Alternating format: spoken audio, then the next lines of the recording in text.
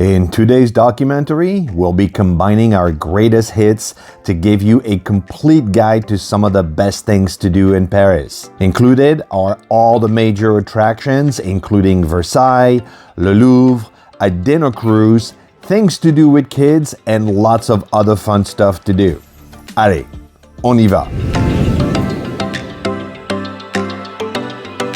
The Eiffel Tower is the most visited monument in the world. Now, there are two kinds of tickets to go up to the tower depending on whether you want to climb the stairs to the second floor or to the top. For the second floor, taking the stairs, it's 10 euros and 70 cents, and to use the elevator, it's 17 euros and 10 cents. And for the top floor, all the way to the top, it's 20 euros and 40 cents to take the stairs, or 26 euros and 80 cents to take the elevator. And then there are skip the line or guided tour options, which will cost you a little extra, but it could be worth it so you can skip the line. Now, we strongly recommend that you buy your tickets in advance for the earliest time of the day, or book a guided tour to skip the line altogether. Now, we put links in the description of the video to some of the tour options we recommend. To get there, you can take the Metro Line 6 and exit either at La Motte-Piquet-Grenelle or Bir-Hakeim. And for places to grab a bite near the Eiffel Tower, you can go to Rue Claire or try Boulangerie Laurent, which is just a couple of blocks off the Champ de Mars near the tower.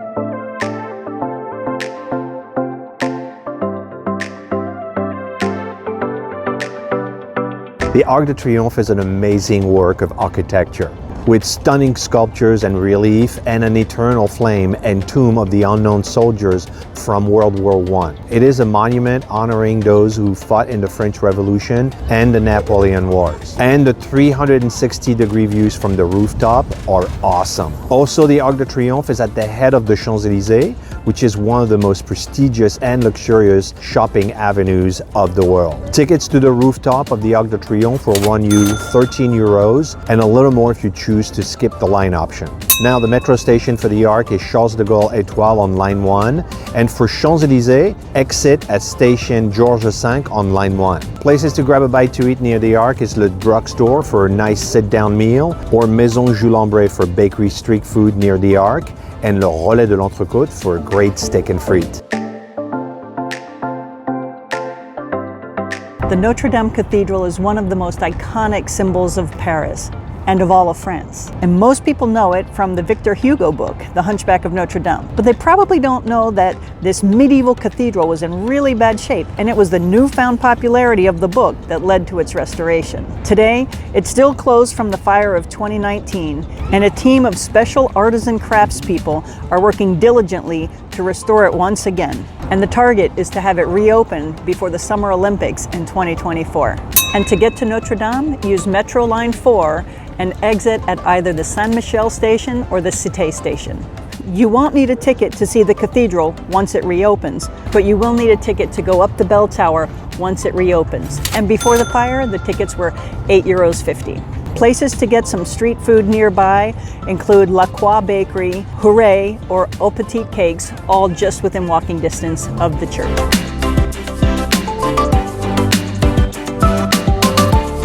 The Moulin Rouge is home to the classic Parisian cabaret, and of course, the iconic Can-Can. Going back to the days of artists like Toulouse-Lautrec, it was a place to feel free and be self-expressed. And today, the show collects top talent from around the world to tell the story of French history and culture through dance. To get here, use Metro Line 2 to the Blanche station. Show tickets will run between 88 and 118 euros, but that doesn't include dinner and champagne. There is an amazing high-quality restaurant inside the theater, but if you're looking for something a little more affordable, try the Bouillon Pigalle, which is just up the road.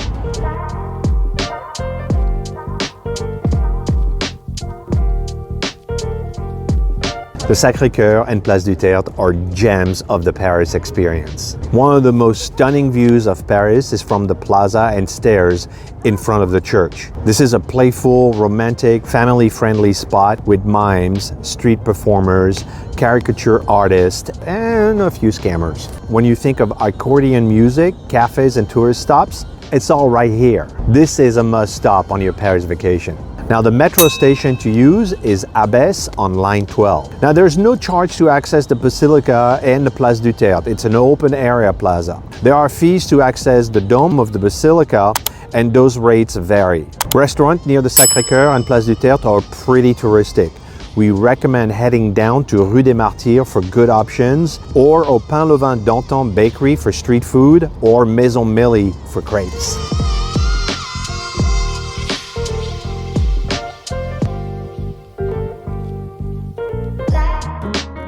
The Paris catacombs represent about 2 of the 200 miles of tunnels underneath the city of Paris. People often think it's a Gothic or a dark thing to do, but it's really an archaeologic museum where the bones of 6 to 7 million people from cemeteries all around Paris were relocated back in the 1700s. It's a well-lit and well-ventilated tunnel that tells a sacred story, and it certainly deserves to be included in the list of things to see in Paris.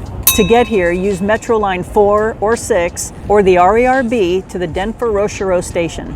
A full-price ticket, including audio guide, is 29 euros, and kids from 4 to 17 are only 5 euros. But you can also get last-minute tickets online starting at midnight on the same day of, where the adult rate is 15 euros and kids under 18 get in free. For places to eat nearby, head over to Rue de Guerre, which has many options, including the Café de Guerre. But there's also a McDonald's just across the street if you're traveling with kids that need a little bit of normal on their trip.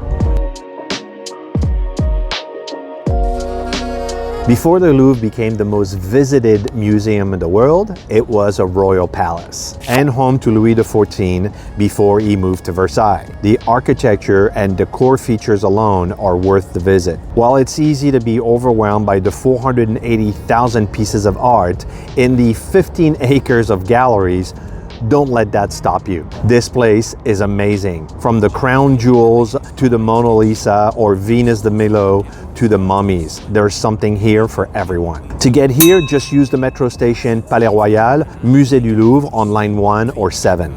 Now tickets will run you 17 euros each. Kids 17 and under can enter for free. That gets you the entrance for a self-guided tour, and you can also get some audio guides headphones. You may want to consider hiring a guided tour and skip the line option, which will run you a little bit more. We've placed some links in the description to tours we recommend. Places to eat nearby include Beau and Me for takeout or eat-in, or Le Petit Vendôme just across the Place Vendôme, which is a lovely walk through a bit of luxury. The Jardin de Luxembourg is considered one of the top 5 most beautiful gardens in all of Europe. And it is a must-stop for a casual romantic stroll or just to chill in the shade on a hot summer day. And it's a great place for kids and teens because you can run free, wander through the gardens, have picnics, and the pond where you rent little boats for the kids to go and play is just charming. To get to Jardin de Luxembourg, use metro stations Odeon with line 4 and 10 or the Luxembourg RER station with line B. And the garden, of course, is open to the public and there is no charge to enjoy it. Places to eat nearby include Joël L'Atelier, where you can get a formula lunch for about 10 euros, and they have amazing sweet stuff in the bakery. You could also choose Solomon Sea Seafood Bar, where they have awesome mussels and French fries, or moules frites, or the Bar au Père Louis for casual dining, a charcuterie and a glass of wine, and there's plenty of street food vendors all around.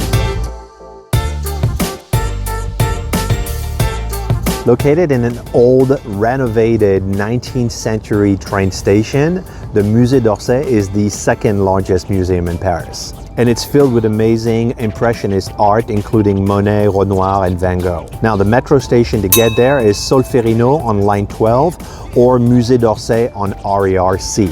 Tickets for the Musée d'Orsay are 16 euros, and again, we recommend to buy them way in advance. Places to eat nearby are Les Antiquaires or Les Climats, which are both right around the corner.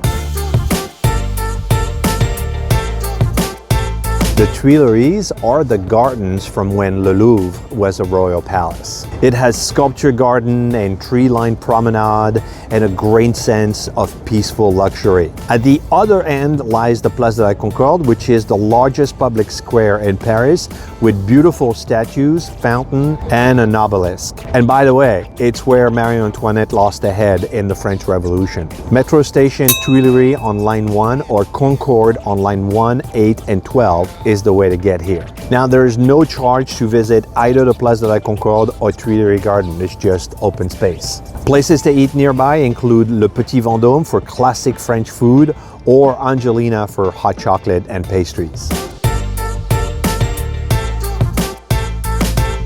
Next is the Opera Garnier, and it's probably the most famous opera in the world. It is as much a symbol of Paris as Notre Dame or the Louvre or the Sacré, and it's best known to Americans as the home of the Phantom of the Opera. Now, the art and the architecture of this gem is definitely worth seeing. To get there, use the metro station Opera on line 7, and there is an entrance fee for a self-guided tour, which is 14 euros. Places to eat nearby are the food court at Galeries Lafayette, which is just about anything you want. Of course, there's the famous Cédric Grolet and Pierre Hermé bakeries that are right around the corner. And for a classic French dining experience, try Le Grand Café des Capucines. The Palais Royal was a childhood home of King Louis XIV, among others. And as the residence of many nobles, it later became known as a village within a city, when shops and restaurants were added at the street level, making this the first of many covered passages in Paris. And today, it's known for its iconic striped columns and lovely gardens. To get here, you'll use Metro lines 1 or 7 and exit at the Palais Royal Muséum du Louvre metro station. And the palace offers free access for everyone. There's no charge to go there. Places to eat nearby are Au Pied du Couchon and Le LUXEMBOURG are just a short walk from the Palais in the Les Halles area. When you come to Paris, chances are you want to see a palace, like Versailles. But there's no shortage of palaces around Paris. Even the Louvre was a palace long before it became an art museum. And there are plenty of other royal residences just in the vicinity of Paris. So in this video, you're going to discover 5 castles right around the area of Paris. We'll see the Pierrefonds with the medieval structures. We'll see Fontainebleau, which is the elegance and opulence of many kings of France. The Chateau Chantilly, which has the biggest collection of art outside of the Louvre in the area. We'll see the Chateau VICOMTE, which was the inspiration for Versailles. And of course, we'll visit Versailles and see what each one of those castles has to offer, so you can decide which one's right for you and whether or not it's worth it to see one or the other. Are you ready to go? Allez, on y va. Let's go. Let's go. Today we're here at the Chateau de Chantilly, which is one of the most beautiful castles just outside of Paris, and it's closed today. But we're getting a special private VIP tour to see rooms that nobody gets to see, and I can't wait. So, are you ready? I am. All right, on y va. Let's go. Let's go.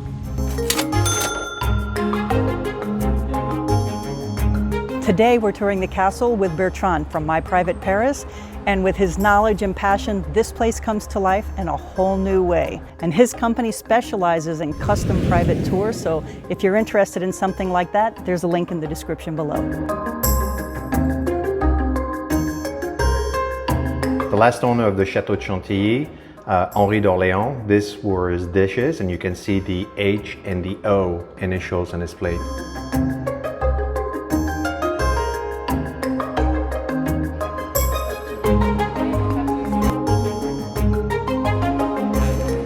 So in this castle, we have the largest collection of classical paintings next to the Louvre. It's stunning. So let's go see some more. And this, ladies and gentlemen, is Marie Antoinette.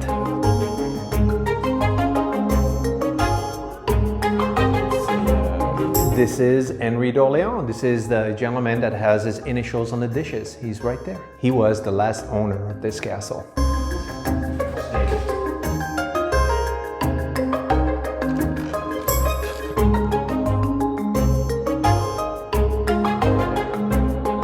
So this guy is Louis II de Bourbon-Condé, or the Grand Condé, which was the man that was supposed to be the next king until Louis XIV was born.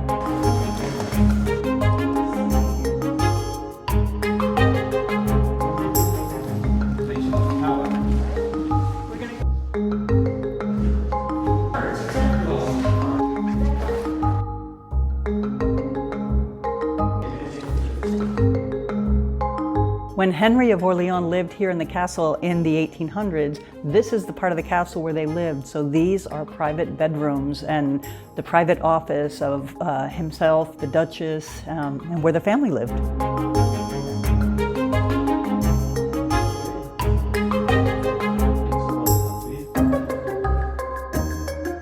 So this is a private room we got special access to, but you can see in here just like in Beauty and the Beast. This demonstrates Henri de Orleans' love of literature and arts because these are all books from his collection in addition to the ones we saw in the library that's open to the public. So this is an amazing, amazing spot.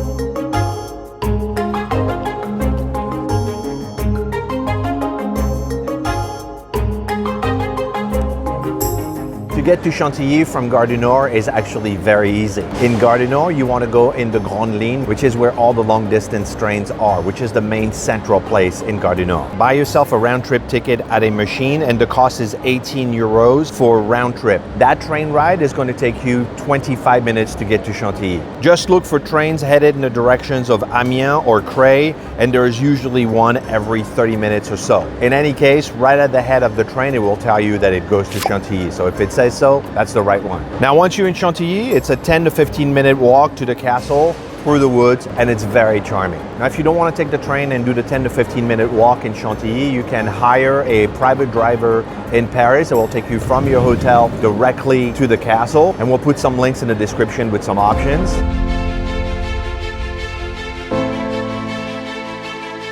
Today, we're going to the Chateau Fontainebleau, which is one of the largest royal homes in France and a UNESCO protected site. And I'm excited to come here today, and I especially want to see Marie Antoinette's boudoir. And I don't know, there's a lot of super cool stuff in here, so come on, let's go.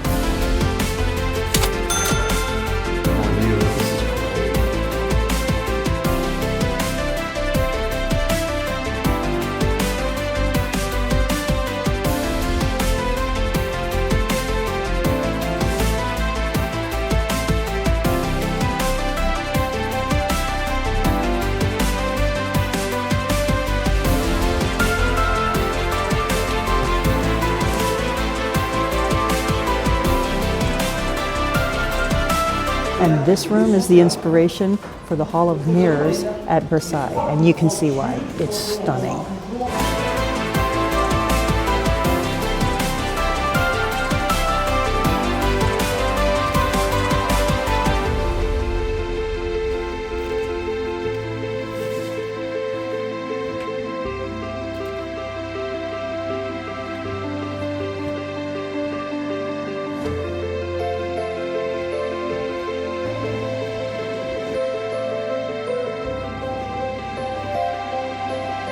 Most of the time when people come to Paris, they want to go see Versailles so they can experience a castle. But this one is not nearly as busy, every bit as opulent, and it is absolutely gorgeous.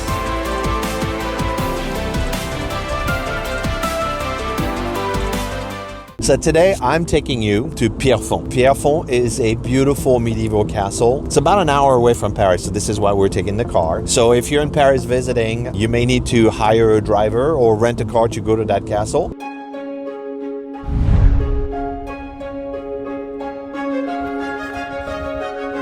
Let's go inside, come on.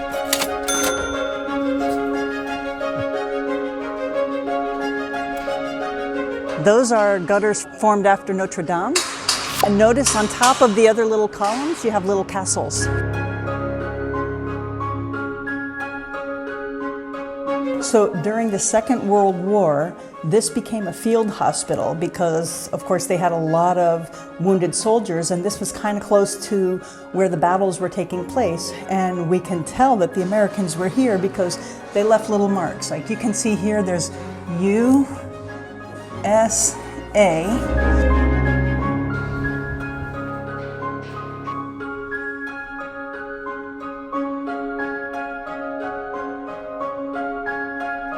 So this is obviously the chapel, and where the altar is, they have the statue of Saint Michel, who is slaying the dragon, which is one of the symbols here.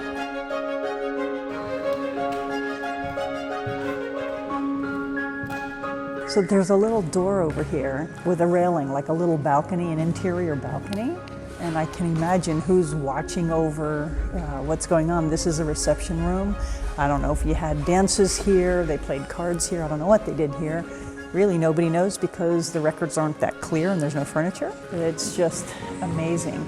Let's go see what else they've got. Come on. This is the Emperor's study. It also has, from 1863, a running toilet with water flush and everything in a private chamber. It's a pretty remarkable study. This is one heck of a man cave.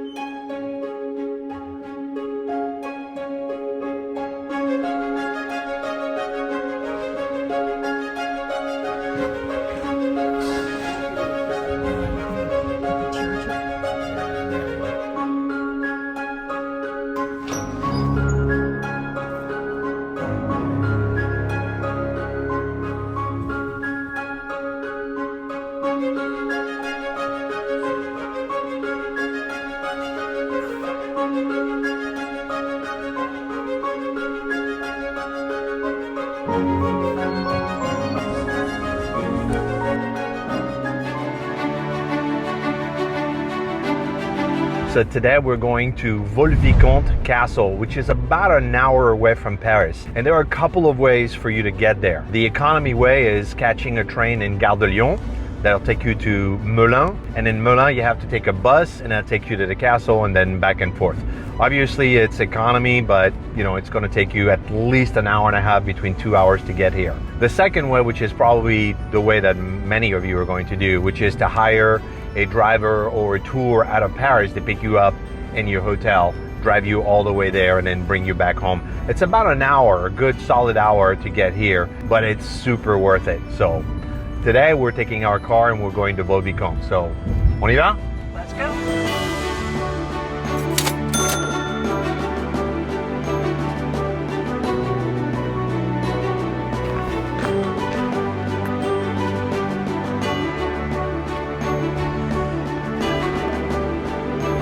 You know, when you're touring this castle, they have free headsets that give you the story of the relationship between Fouquet and Louis XIV and how he brought Fontaine from all the fables and Molière and like all of these famous people here to work in the arts and the paintings, the tapestries, I mean, just the absolute attention to detail in every single aspect of this place. It's no wonder that King Louis XIV felt upstaged and thought that Fouquet was trying to outshine him, you know. And when Fouquet saw that it was an error, he offered to give the king the castle.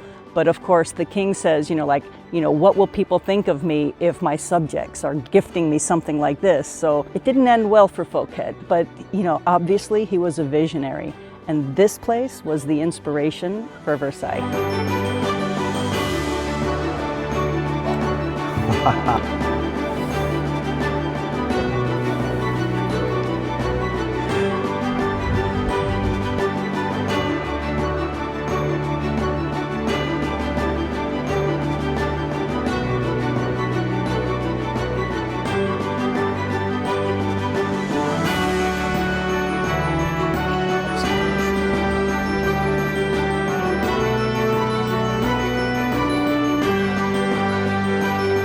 In the basement, they have a reenactment, kind of a scenario of what it was like in the kitchens and building the gastronomy that, kind of started right here in this castle when Fouquet was getting ready to receive the king as a guest. He had to make art of the presentation of the food and everything. So it's really cool to go through in the caves and see, how they prepared that, how they laid it out, and what the table looked like when Fouquet welcomed Louis XIV here as a guest.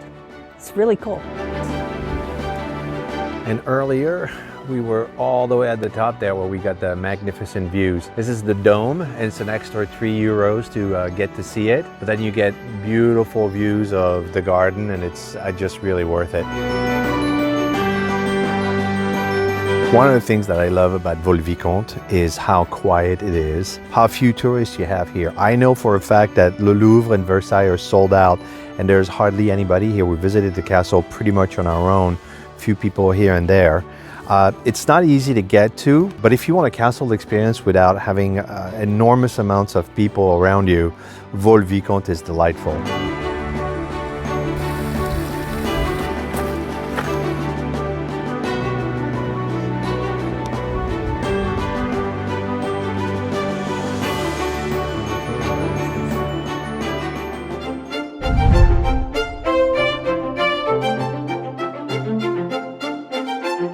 To get to Château de Versailles, it's fairly easy.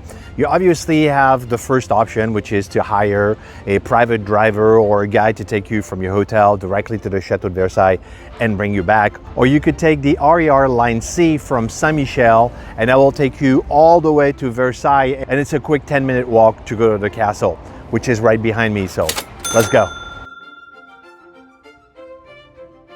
We're here today at the Château de Versailles, the palace of the King of France, most notably Louis XIV or Louis XIV, and this place is stunning. Now the thing you gotta know about visiting Versailles is it is busy, it is packed, and everyone puts it on their list for good reason, because it's beautiful, it's opulent, it's the palace of palaces, and it's kind of a must. And when you visit Versailles, you're going to go through the king's bedroom, the queen's bedroom, where they receive their royal guests, all of the places where they hung out, and if you've watched the Netflix series, you can imagine all of the shenanigans that went on there. And it also takes you through some of the history of the creation, because this place was originally a hunting lodge, and this is where Louis XIV's father would bring him as a child and, you know, run around and play. So originally just a small place that Louis XIV built as the palace of the Sun King. So there's a lot of history, a lot of culture. When you walk through here, you can't just look around you at what's in the room. You have to look up at the ceilings, down at the floors. Just every single detail is magnificent. And you can walk through the Hall of Mirrors and see where the King of France greeted the royals from around the world.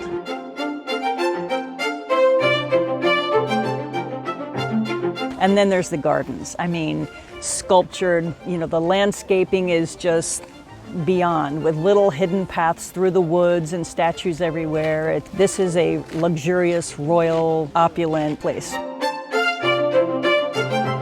Now, the collective wisdom when it comes to buying ticket for Versailles is to get the earliest one in the day, like the 9 or 10 a.m. But the problem with this is that that's what everybody is doing too. So if you come here at 9 or 10, you got a long line of people that are all thinking the same thing. So two things. First of all, you want to buy your ticket online before you come here, because otherwise you're going to have to wait 30 to 40 minutes just to buy your ticket, maybe an hour, and then wait another 30 to 40 minutes just to get inside the castle. So you want to buy it online in advance. But the 1 o'clock ticket is the secret to get into Versailles, because you'll have a lot less people waiting in line with you.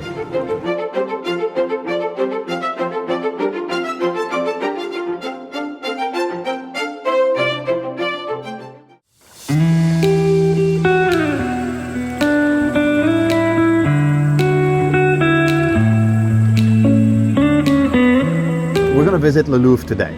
And the last time I was here, it had to be like 40 years ago, at a school field trip as a kid. So we're coming back to visit the Louvre, but what we got in our research is that there are 35,000 pieces of art. And if you spend 30 seconds per each piece of art, it would take you 38 days straight for 8 hours a day to see it all. How many pieces are we going to see today? I said 22. We'll see what we can capture. All right, so we're gonna go and see 22 pieces of art. You know, like the pieces of art that you would probably want to see in the Louvre, and we're gonna see how long it takes us. So, awesome. On y va? On y va? Allez, on y go.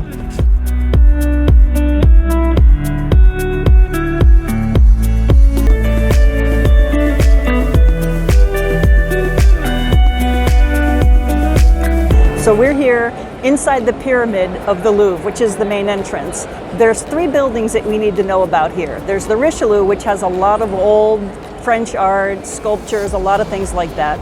And everything we're going to see today is going to be in the Sully and Denon pavilions, because those are the hot shots to see. So let's go.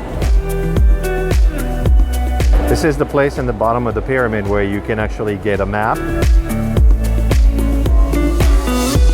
You can get an audio guide right here. They have it in French, English, Spanish, Italian, Dutch, and Korean, and Japanese.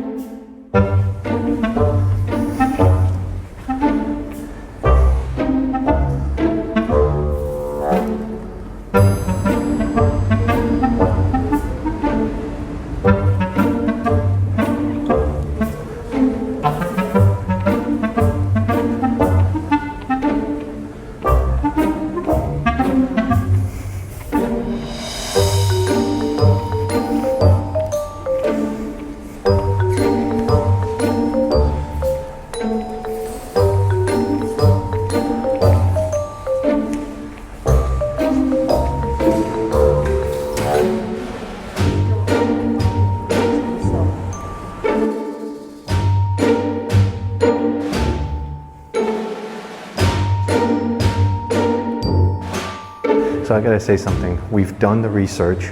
We looked at the map. We made a plan. We made a plan. And two things is true. We're lost and we're completely overwhelmed. So I'm just going to say, like, if you come to the Louvre, do your homework, study, know exactly where you're going, because, well, I mean, we thought we were prepared and we're completely lost. Oh, that would be enough. Yeah, let's go see this one. This one, then the winged. Is that the winged thing here? What are you looking for?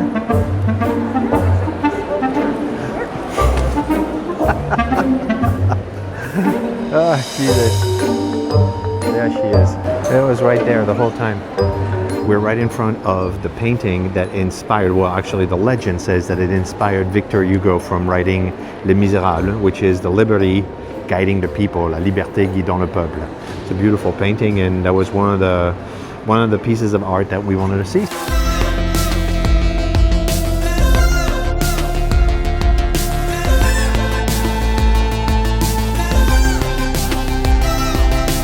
We are in the Denon building, in the Denon wing. Yeah. And this is where most of the items on our must-see list are, the masterpieces. Yeah. Here in this hall, there's some doozies. And just over around the corner is Mona Lisa. This is one of the halls that I remember coming as a kid. This was a part of the field trip. You had to go see those paintings. You have Napoleon, Le Radeau de la Méduse. It's a good hall. Yeah, it's a good hall. I would add it to your list.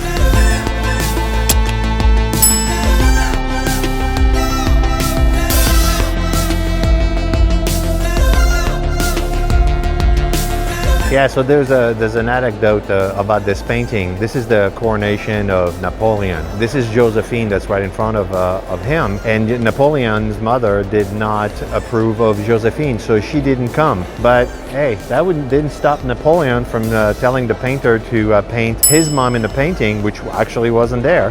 And that's not the Napoleon's mom, that actually is the painter's mom. He painted his own mom in the middle of the thing, but that's the anecdote for that painting. I think it's pretty funny.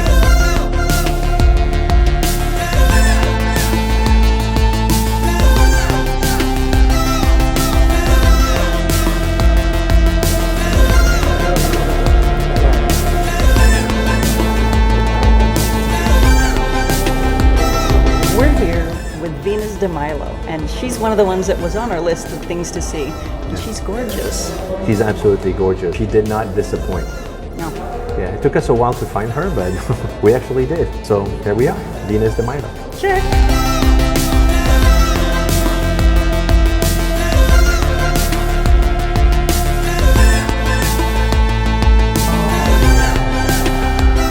So before the Louvre was the Louvre, it was a fortress. And what we're seeing behind are the original wall of the fortress, and it's really an amazing thing to come and check out. There's actually a map that shows you how they used to look like before they built basically the Louvre on top of it.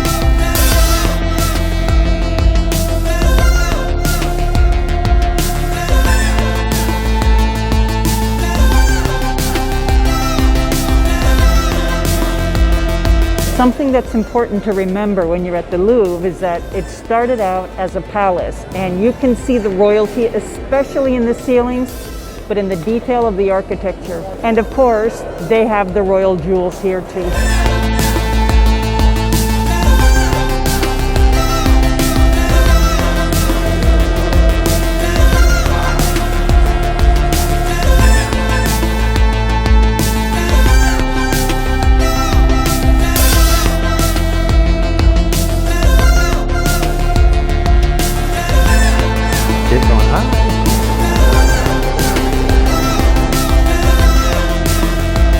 And that is what everybody's here to see.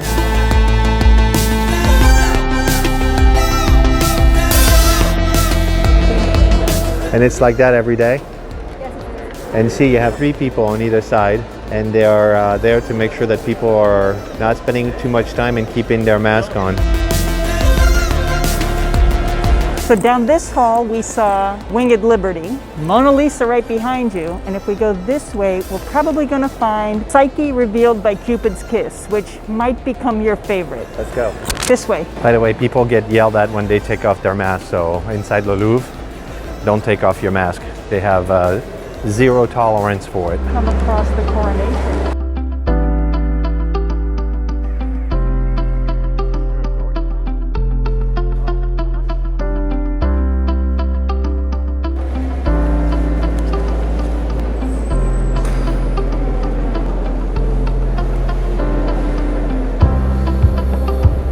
So look at the delicacy of the carving, like the tissueness of the fabric below her and crossing her belly. And then you can see just the hardness of the stone, the softness of their faces, like the skin looks soft. And then you have the detail and the delicacy and the feathers of Cupid.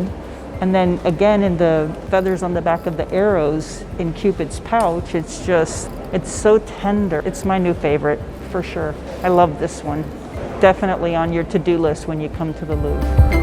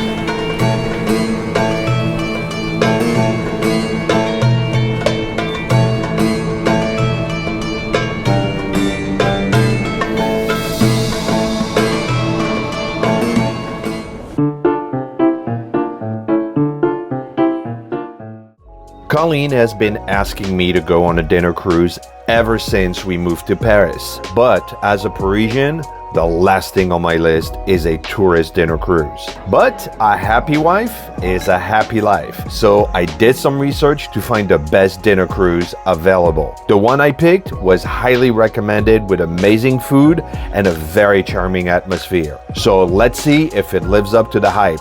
Allez, on y va. The dinner cruise I picked is called Le CALIFE, and it's docked across the Louvre Museum under the iconic Pont des Arts. So we started our evening with a nice romantic stroll along the Seine, and once we arrive at the boat, the maître d' escorted us to our table. It's a fairly small boat, and it feels just right. This is the setting I was looking for. We're celebrating the 2nd anniversary of our channel, so I wanted something really special. I hope the food is as good as they say it is. Now this boat has 3 levels. You have the upper level with just seating. There's another level just below that that has seating, and that's where the bar is located. And then there's the mid-level in the front of the boat, and that's where we're seated. This boat has an old world charm, and it's very quaint. This is very promising. But first things first, let's start with a cup of champagne.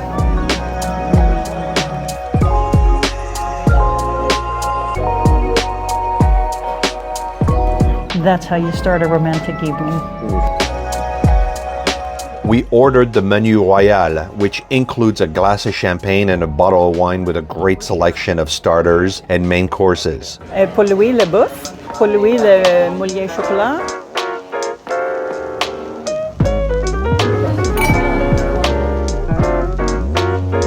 Off we go. We are cruising on the Seine with a lovely glass of wine after my champagne and appetizer, and I'm waiting for an amazing dinner. I can't wait. We'll start the first leg of our cruise leaving from the Louvre. We'll cruise past Place Saint-Michel, Notre-Dame, and the Latin Quarter, where we've heard that people dance and party on the riverbanks. That is a private boat that somebody just lives on.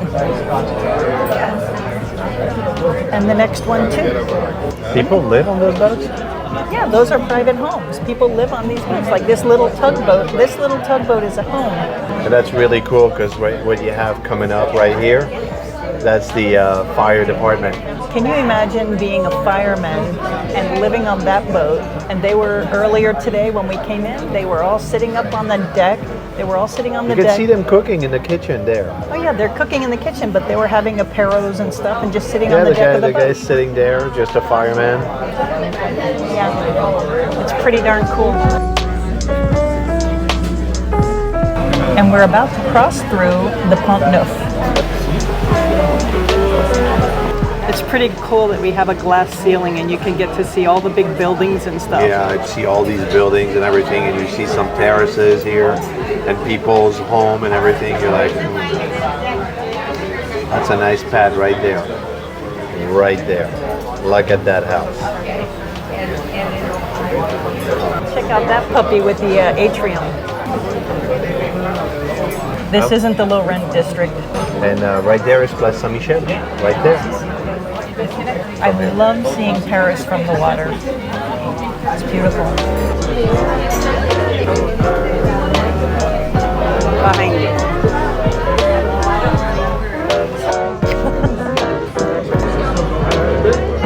There's always a party on this plaza. I want to come here.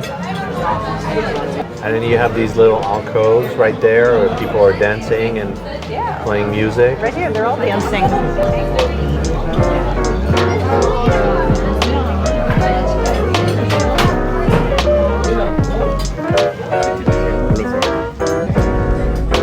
This is foie gras with a mushroom sauce in a pastry shell. You can see a little crispy hat there. There's some foie gras, the mushrooms. Check out the mushrooms. Oh, I'm happy because I love mushrooms. Crispy, crackly with all of that gooey yummy in it. Oh my goodness.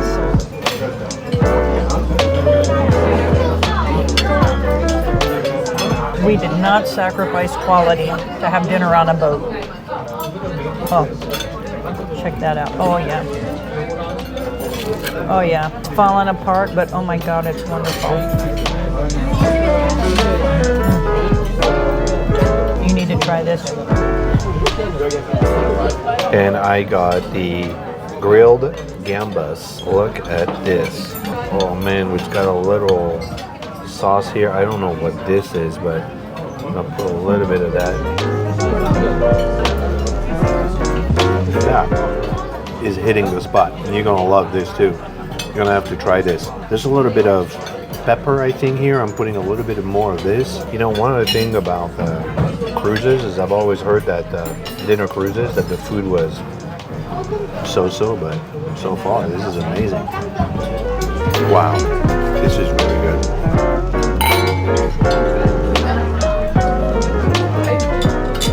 You can taste the quality of the prawns and the avocado sauce. It's very light. It's like really whipped, creamy, light avocado sauce. It's very nice.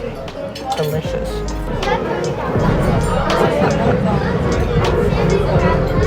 That's funny. It looks like I would enjoy this tremendously. I think you will.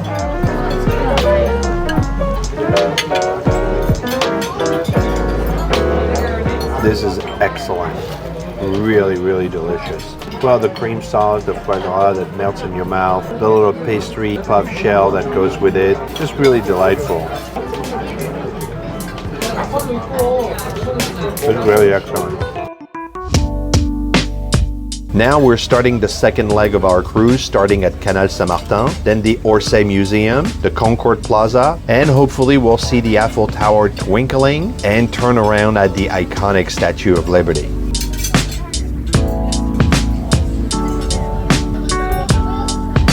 So many places to get dinner on the Seine, or just grab a drink, because that looks like a hop-in bar. Oh, this is funny. The next one is the Louisiana Belle.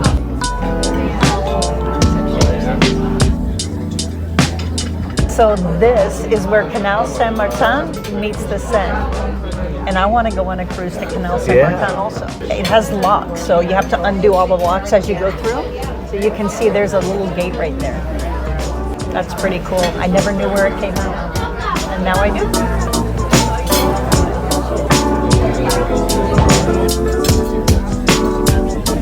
It's really pretty.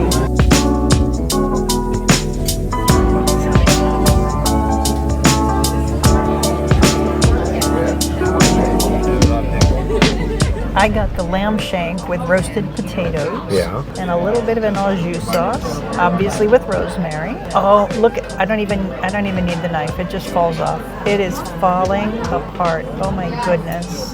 Super crispy and very soft and squishy and tender. I mean, it just falls apart. I don't know what this sauce is, but we're gonna find out.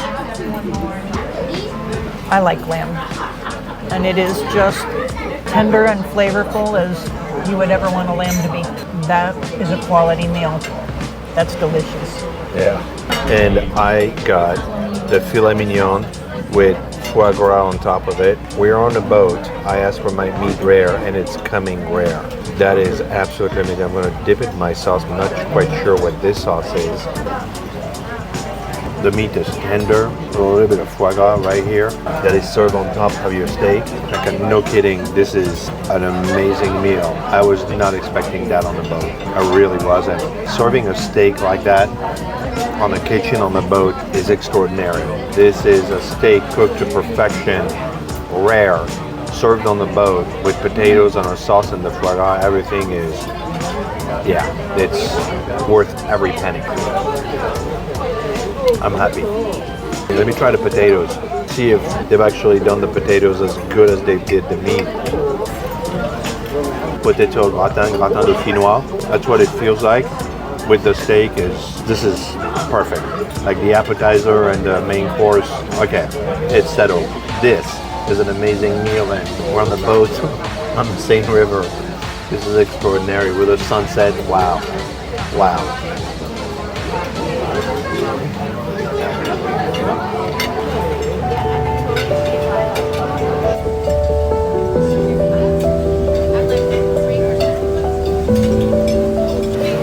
And that's Place de la Concorde. Paris is beautiful from a boat. I highly recommend, whether it's a dinner boat or just a tour, take a cruise and see Paris from the water. Stunning. There you go.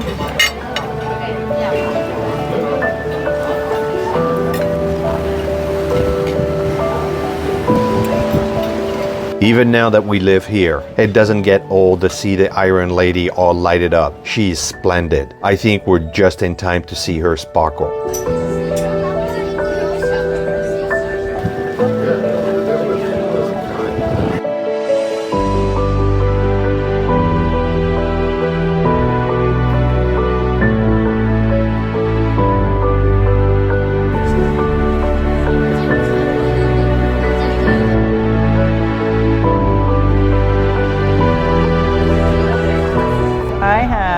Tartatin, which is an apple tart.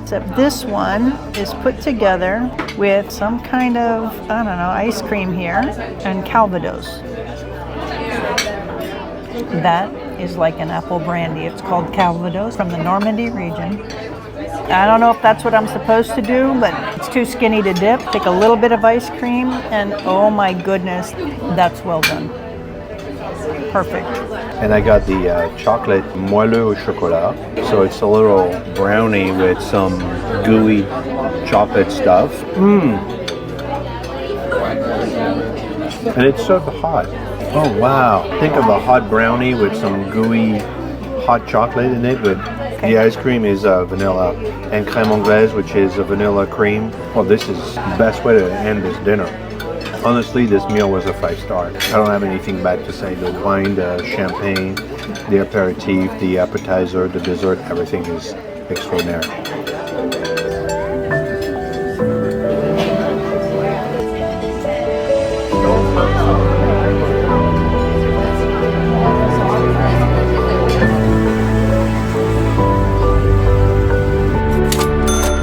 Now all good things must come to an end. So was all the hype about this cruise accurate? Absolutely. This has been amazing and very much worth it. We'll come back.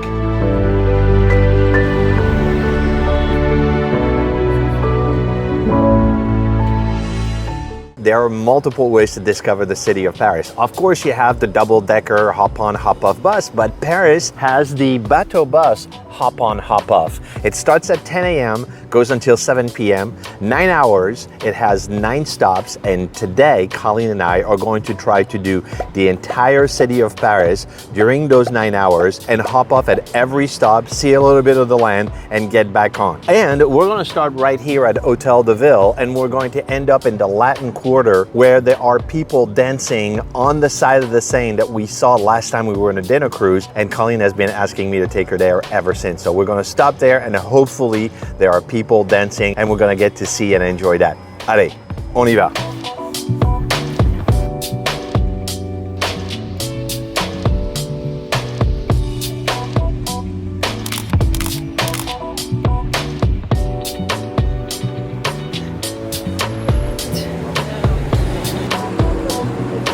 Tickets for the Batobus are 20 euros each. The easiest way to buy them is online, and you can buy them in advance or buy them right on the spot. The instructions are in English and easy to follow, and we put a link to their website in the video description below.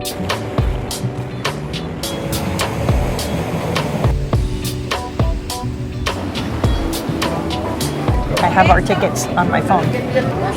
Bonjour. Merci. Merci.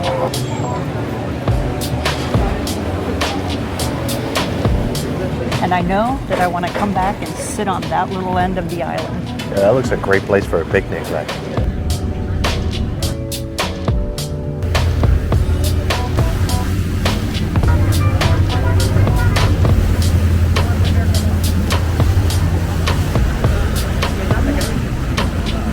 So we just got to the stop at the Louvre, but the boat captain told us that they're only operating 4 of the 8 boats today because it's August in Paris and there's less traffic. The boats are operating every 25 minutes instead of every 10 minutes, so we're gonna have to move pretty quick. We're here at the Louvre, we're gonna go right by the pyramid, we're gonna go see the Palais Royal, grab a bite to eat, and hopefully we have enough time. Let's go.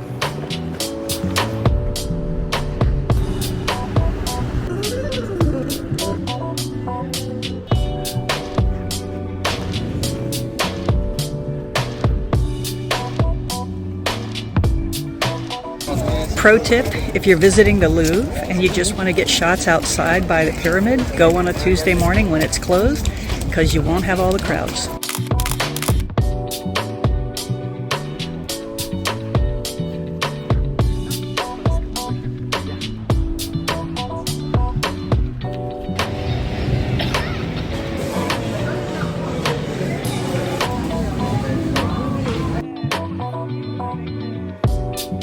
We're here right by the Louvre at Beau and Me because there's not a lot of places that aren't touristic around the next few stops, and we want to make sure we have a good solid lunch, so we got some stuff to go, and let's see if we have time to eat it in the Tuileries garden. And right here along Rue Rivoli, just across from the Louvre, you have lots of little shops, touristic things, little souvenir stuff, and some nicer stores.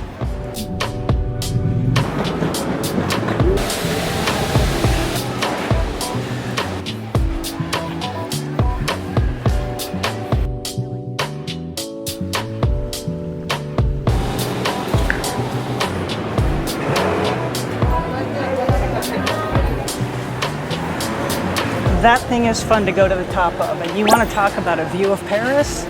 Holy moly, it's gorgeous. Now, we thought about having lunch at the Palais Royal, and we thought about having lunch at the Tuileries garden. But for the sake of time, I think we're just going to go down in the shady spot where we wait for the boat and have our lunch there along the River Seine. The Tuileries Gardens is a great spot. Like, tons of little vignettes and places to sit, even cafes and places to buy food if you want a restaurant. It's a gorgeous spot. I love this one. She's so relaxed.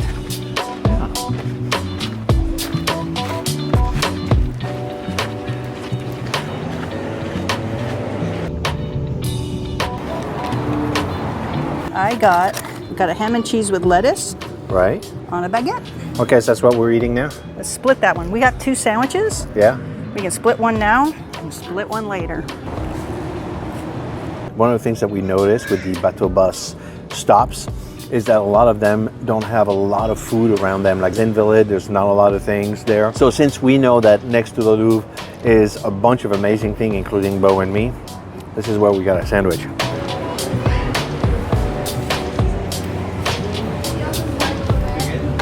And of course, you're going to scan your tickets every time you get on.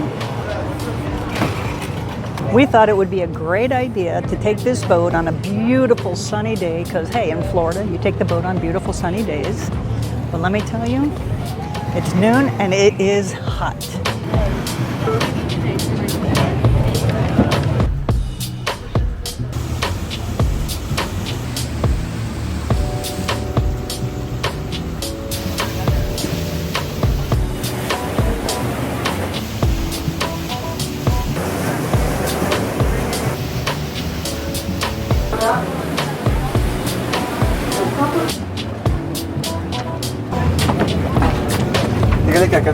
I love this bridge. I love it. It's 12:15. We just landed at the Alexander III Bridge, right by the Petit Palais, Grand Palais, and we want to go see the tulip sculpture and of course the gorgeous view of the Eiffel Tower from the bridge. So let's see if we can fit it all in. Come on.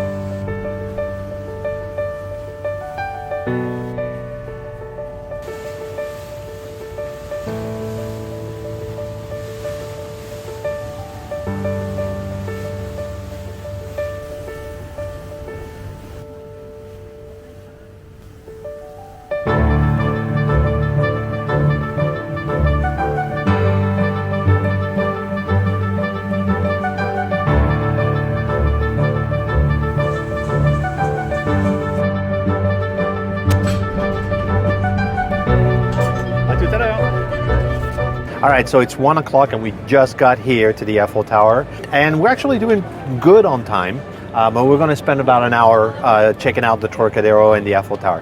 Oh, and right by the BATOBUS, there's a giant sign here for the Olympics, and it is in 372 days, 7 hours and 7 seconds. The Olympics are going to be right here. It's kind of fun to have the clock there.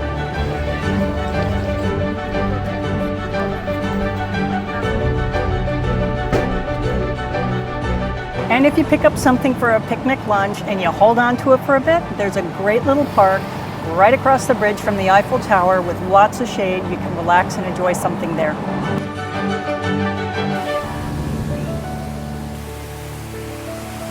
People want to go see the Eiffel Tower, so they go to the Eiffel Tower. But honestly, the best views, the most open space, and just loveliness is right across the bridge at the Trocadero. If you're coming to see the Eiffel Tower, you got to come over here to see it.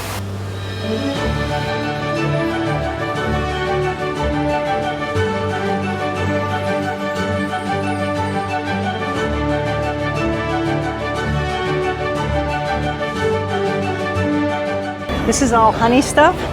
That is an Eiffel Tower candle made out of beeswax. And the whole package. And it smells delicious. That's very cool. They're already lining up.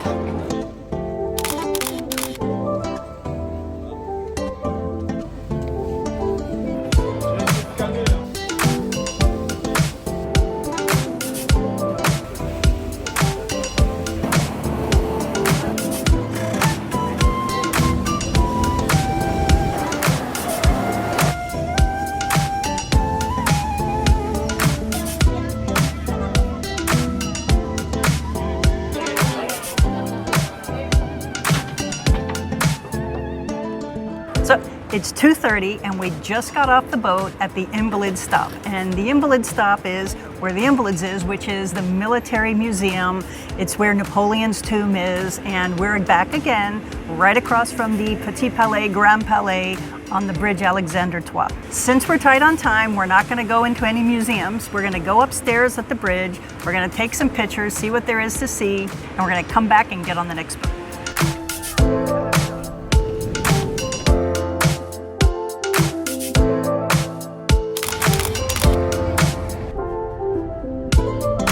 I'm hot and I'm tired and my feet hurt, but I'm not willing to stop. Let's go.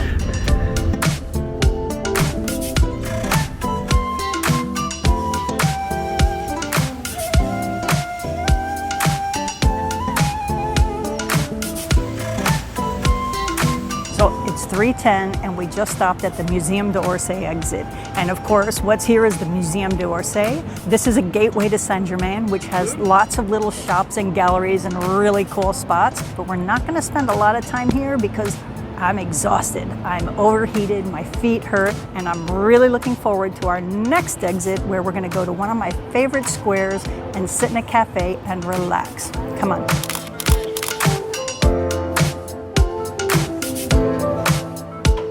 So we did 6 out of 9. We're completely exhausted. Oh my God.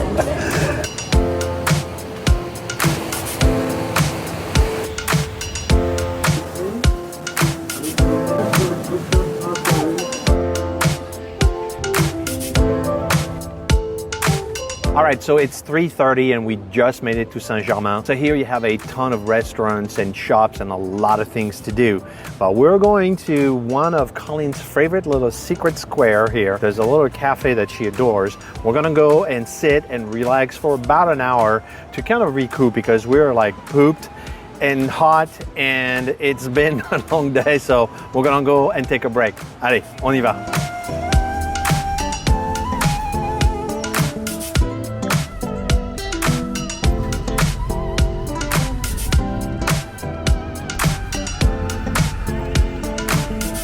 This isn't a single-use plastic anymore.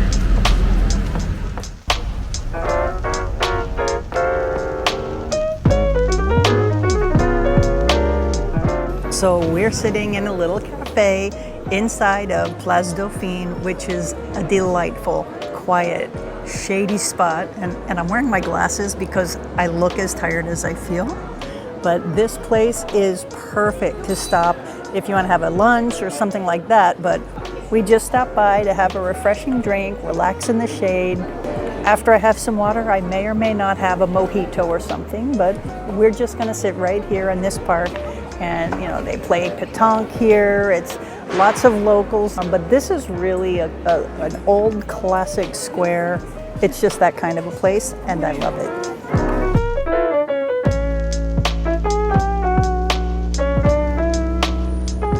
So it's time to go catch the next boat. Let's go.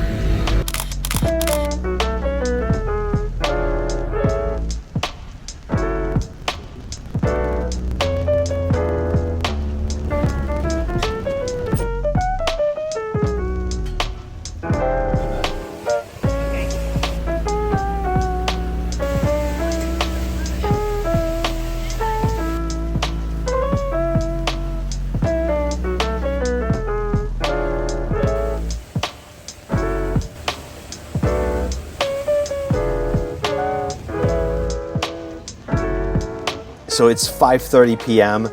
This is the 8th out of 9 spot, Notre-Dame de Paris. We're gonna go in front of the cathedral and we're gonna go and check it out. Allez, on y va.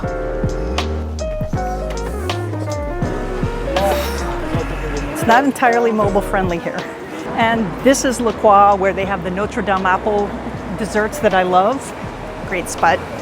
And of course, all the bouquinistes over here with Notre Dame in the background. Actually, you know what? It's a great thing, the bouquinistes for souvenirs. Yeah. Because one of the things that people don't realize is the bouquinistes are all independent small business owners. So this is not going into some, you know, mega souvenir shop. And they're selling all unique type of paintings and drawings and even great refrigerator magnets. yeah. This This is the statue of Charlemagne. So one of the things we got at Beau and me earlier was a dessert. And we were not ready to eat it because it was so hot. And we have a partly melted brownies with hazelnut. And we got this bad boy here. This is Colin's favorite. Oh yeah, it's like crispy and breaking apart. Oh yeah. I don't know if you can hear the crispy crunchies. And their sugar is really caramelized. Hazelnut brownie.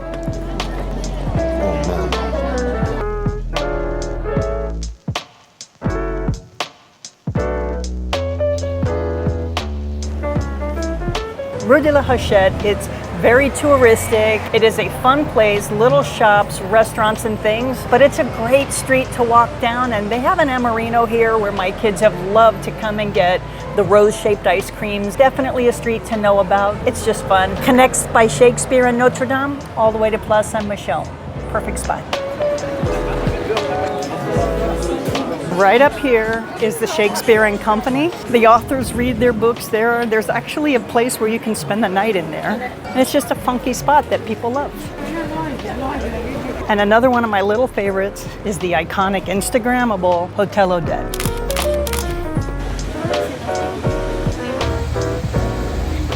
So we're leaving the Notre Dame spot, headed for our last stop at Jardin des Plantes, where Antoine's supposed to take me dancing. You can see that my makeup melted off. I'm dead tired. I look as old as I feel, and we're gonna go and dance anyway.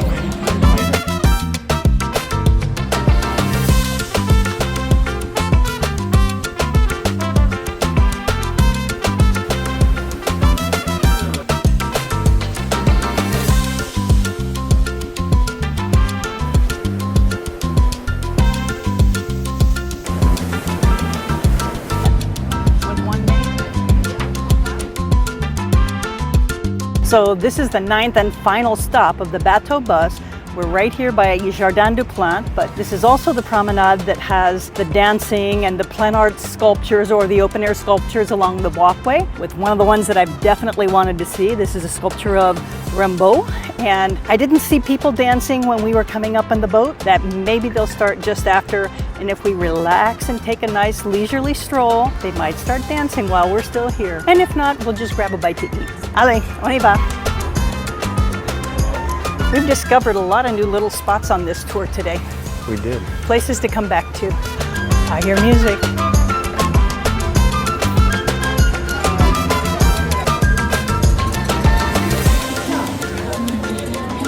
So we just completed all 9 stops on the bateau bus. We did get to see an awful lot. So if what you have is one day to see as much of Paris as possible, this is a good option. A little bit different than a regular cruise on the Seine, because the cruises like Vedette have guided tours and tell you what you're seeing all along. This is really just kind of a water taxi that takes you along. But if you know what you're looking for, this is a really great option. It'll get you from point A to B to C to D and all the way up through 9 stops. It's significantly less expensive. Yeah, 20 bucks. Yeah, 20 bucks for the ride. Yeah. It's significantly less expensive than the hop-on, hop-off buses. About the same price as the tour, but you get to stop and get off and on where you want. Mm-hmm. And I just thought it was great. Yeah, you got to bring some sunscreen. We didn't bring any. We regretted it. It was a sunny day, and we got surprised, but other than that, it was amazing. I'll do it again. It was amazing. And you don't have to get off at every stop the way we did. We pushed it. I'm not a marathon traveler. I like a little bit more relaxed comfort, but you know, depending on what you have going on, this is something to check out. How about we go get a drink now and maybe dinner? I would love a glass of wine and a charcuterie board. Allez, on y va. Let's go. If you're thinking about a day trip from Paris, then Claude Monet's home at Giverny may be a good option for you. And in today's video, we'll give you all the details you need to choose. We'll tell you how to get there, what to expect, and we'll show you the gardens and lily pond that inspired so many of his famous paintings. And in the end, we'll take you to a place in Paris where you can see his masterpieces on display the way he wanted you to see them. Allez, on y va. To get to Giverny, take the train from the Saint-Lazare station. The trains run throughout the day, and you can buy those tickets on site in the Nomad section of the main station. A round-trip ticket will cost $33.60, and the ride takes about an hour and a half to get there. When you get to the Vernon-Giverny station, you're still not at Monet's home. There's a bit more to go. The options are an hour-long walk along the Seine, renting a bicycle for the day, or take the 15-minute ride in a trolley or shuttle bus for 10 euros round trip. We took the shuttle bus. The bus dropped us off in the Giverny town parking lot just across the street. We walked through the town with easy-to-follow signs, and there are some places to eat if you want to grab a bite before or after your visit. There's a separate entrance for people with time-stamped tickets, but you can buy your tickets on site. We wanted flexibility, so we bought our tickets here.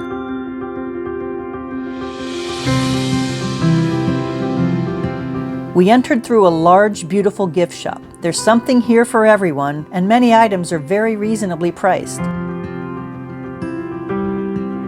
For my French coffee. But pro tip, buy your souvenirs later, because you're gonna exit through the same shop. When Monet moved to Giverny back in 1883, he transformed the abandoned domain into a comfortable home filled with lots of his works.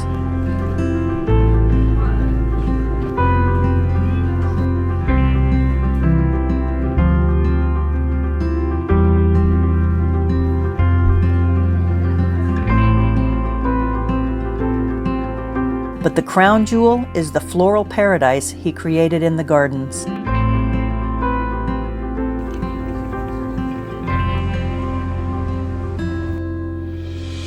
The paths winding through the colors and textures of the garden are just like Monet designed them. Garden staff from the Monet Foundation have studied his paintings and works meticulously to maintain the grounds with the varieties of plants and the color schemes, just like the artist's palette.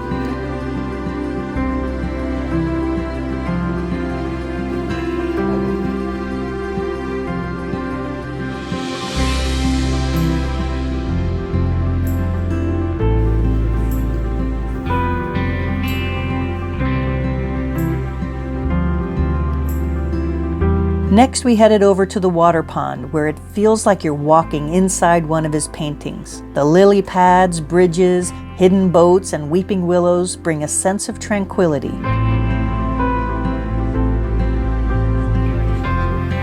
Or at least it should. Each year, over 500,000 people visit while the gardens are open between April 1st and November 1st. On this mid-July afternoon, it feels like half of them are here today. Pro tip, arrive early before the river cruise tour groups come. But even with the crowd, we thoroughly enjoyed our stay, and we're definitely calling this a romantic adventure. And tomorrow, Antoine is taking me to see the big murals he did of this place at the Orangerie Museum in Paris.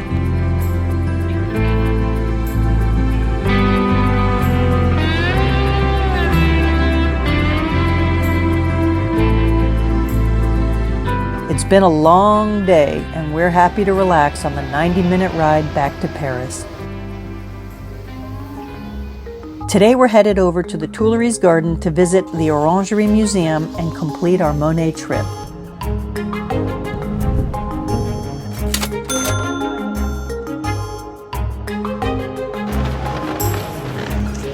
Oh wow. So this room was actually designed by Claude Monet and together with the architect as a specific place to display his water lily paintings. And this is, like in the last years of his life, he came here and made that happen because the lighting, the structure, everything about it would just accentuate the beauty of the water lily paintings. So, oh, you can see his eyes. You see his eyes in here? It's like 2 eyes and a nose and a mouth, like hidden in there. Do you see it? And more. There are 8 murals of water lilies in this museum, in addition to many other post-impressionist paintings. Like you can just feel the lightness, like this didn't happen by accident. And like here with the hanging pieces, like from the little bridge right next to it. It's beautiful. This place was actually built to store citrus plants during the winter time, like a big glassed-in place. And then in the 1920s, Napoleon said this should be given to art. So Monet came in with the architect to build this as a way to display the post-impressionist art for the area. And and I'm really glad they did because it's stunning. One of the other things that Monet had in mind when he designed those rooms for the water lily paintings is that was a place for meditation, which obviously you can't do in these crowds, but I can completely get if I was alone in there, I could be transported somewhere else.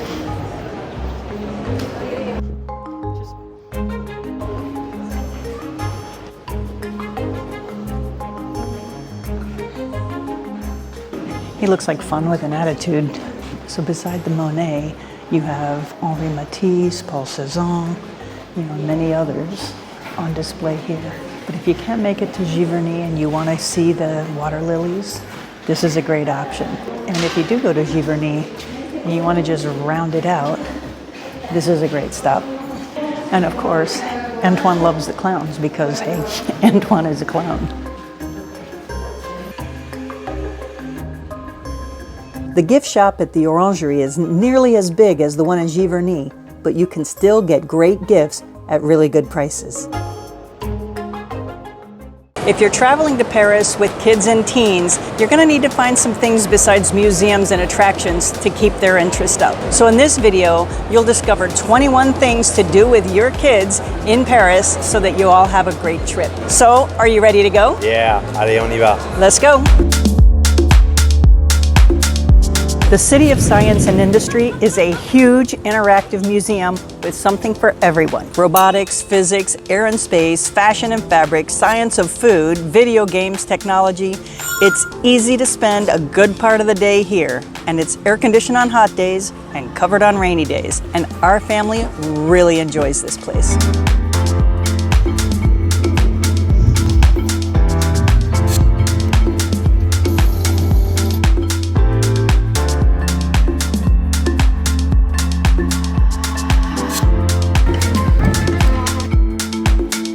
Space Invader Paris is a game played on a mobile phone, kind of like Pokemon Go. To play it, you have to download an app and then you'll find and capture mosaic images hidden throughout the city. It's a great way to keep their eyes open and finding beauty all around. Missed. There you go, not Invader, okay. Bad luck.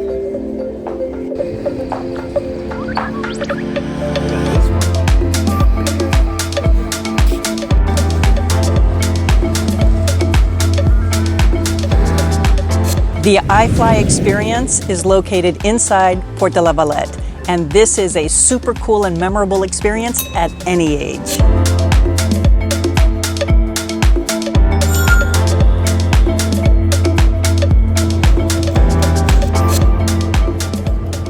The Place du Théâtre in Montmartre is a really fun spot. It's lively and full of street artists and caricature artists, little shops and fun things to see. It's a cobblestone area on top of the hill above Paris. It's just fun.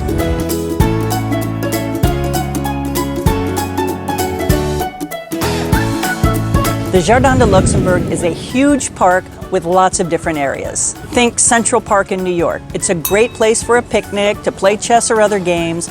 Young kids can rent boats to sail on the pond or find the Statue of Liberty. It is a great place to both relax and let off some steam.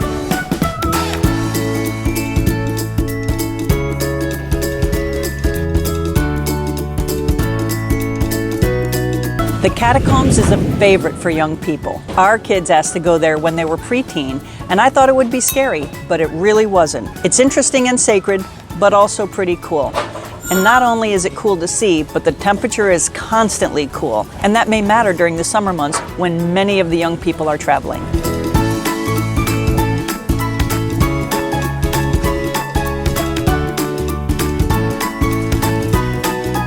Chances are, if you're going to Paris, you're going to go to the Eiffel Tower. And there's a lot of ways to see it. If your kids don't want to stand in a long line to climb up, pack a picnic to eat on the Champ de Mars, which is the lawn right behind the Eiffel Tower. It's a great place to either run around or relax. And it's not bad for Instagram shots either.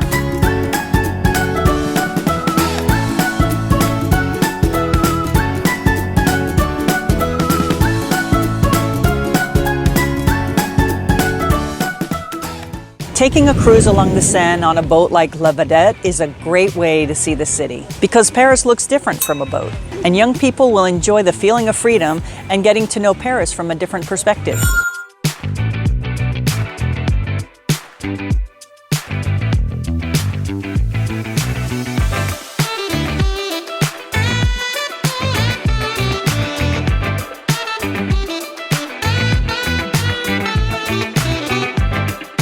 Centre Pompidou is a modern art museum, but it also has a great rooftop and a fun plaza right in front of it. It's one of the first places our teenage son suggested we include in this video. It's a lively and vibrant spot with lots of street food and shops all around. There are street performers in the plaza, and you'll see kids running or chasing pigeons and eating ice cream. It's a good place for young people.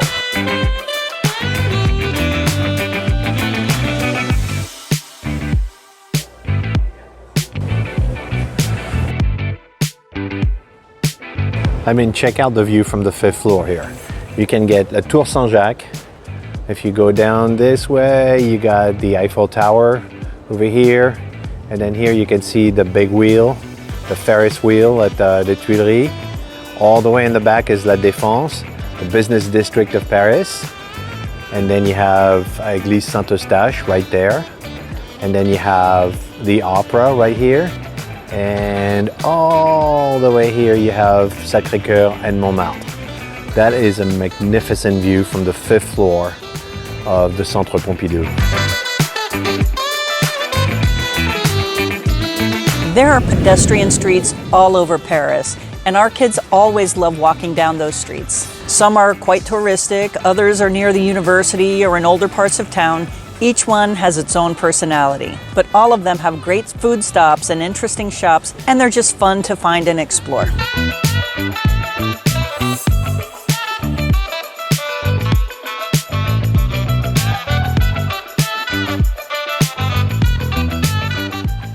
Next to Place du Tertre is Sacré-Cœur, and the stairs and the lawn leading up to it. When I think of mimes in Paris, this is where I might expect to find them. And it's also one of the best views of the city. You have street performers, street vendors, picnic spot. The funiculaire, which is the little tram that goes up the hill, is just a really memorable place, and our kids love it.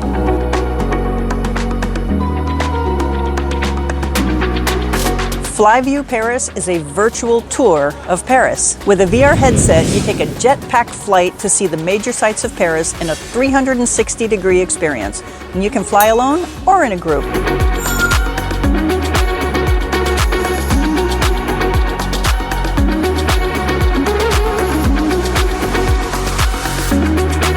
The covered passages of Paris are very charming. Young people are likely to enjoy many of them. One in particular is Passage des Princes, which is currently under renovation and is also known for games, toys, and video games. It's a young person's dream.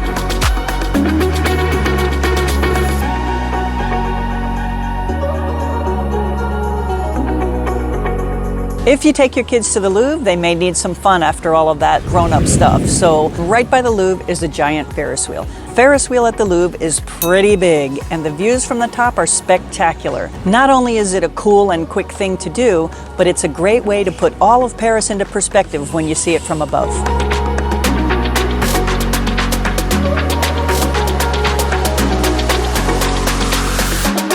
Another great way to keep kids and teens engaged is riding bicycles. Whether you rent your own or hire a bike tour of Paris, there's another way to give them freedom and independence while doing something as a family. And if you're traveling to Paris with kids, then Disneyland Paris may be on your list of things to do. There are two parks. Think of the Magic Kingdom and the Disney Studios. It's about a 45-minute train ride from Paris, and it drops you off right at the entrance, so that's a good option.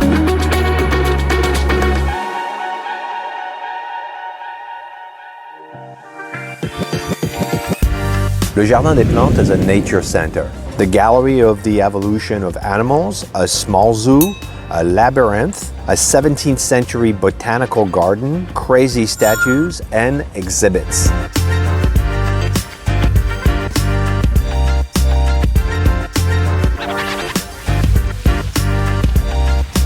Park Asterix may be an option for you if your kids like roller coasters. It is a fabulous theme park, French style, like a Disney theme park, but this one is all Gaulois, Middle Ages, and it's tons of fun with amazing roller coasters. It's about an hour away from Paris, and they do have shuttles, but you'll need transportation to get there.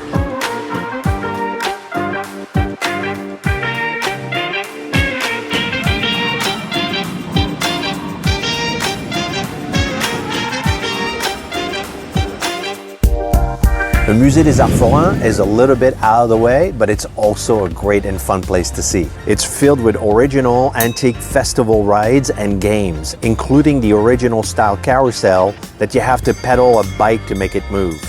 It's no wonder it was included in Emily in Paris and many other movies.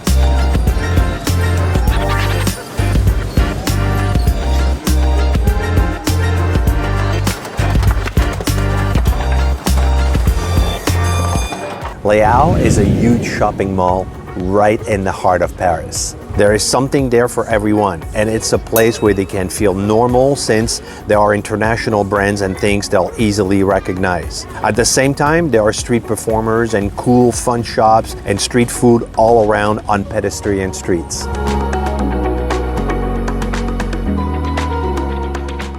Paris is gorgeous any time of day, but especially at night. The city of light comes to life in a whole new way. So tonight I booked a Paris by night tour for my wife and I in an iconic French de chevaux to see all the key attractions by night. And I know that Colleen is going to be excited to see the Eiffel Tower sparkle from up close. So I'm gonna go get ready and pick her up and let's roll. Hello.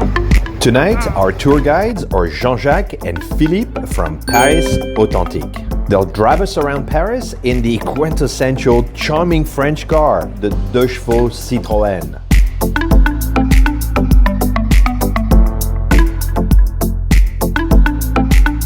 We're starting our tour in Montmartre, the bohemian part of Paris and home to the world-famous Moulin Rouge. Le Moulin Rouge was and still is the most famous cabaret in the world and the world's largest consumer of champagne.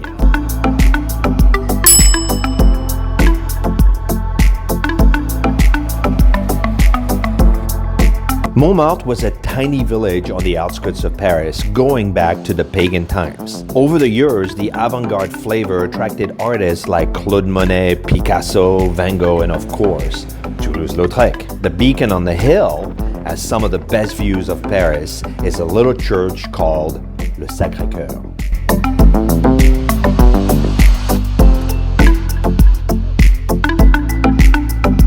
Place du Théâtre is enchanting and Colin just had to stop for a quick stroll. And the classic de chevaux is perfect for navigating these narrow cobblestone streets.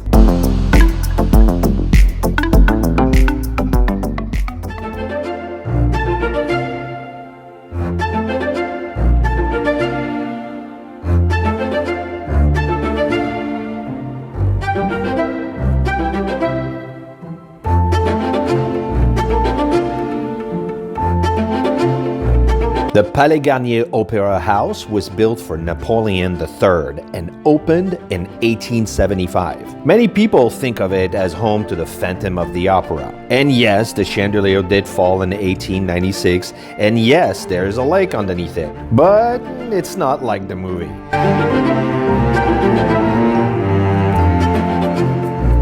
Opened in 1894 as a luxury bazaar, Galeries Lafayette is a symbol of French luxury shopping.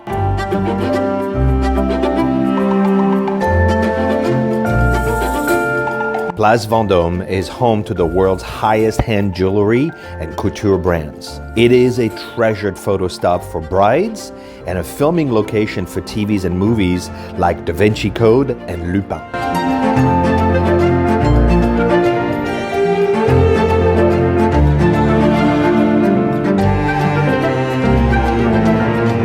The Madeleine Catholic Church was commissioned by Napoleon in 1806, and it was part of his plan to make Paris an imperial capital.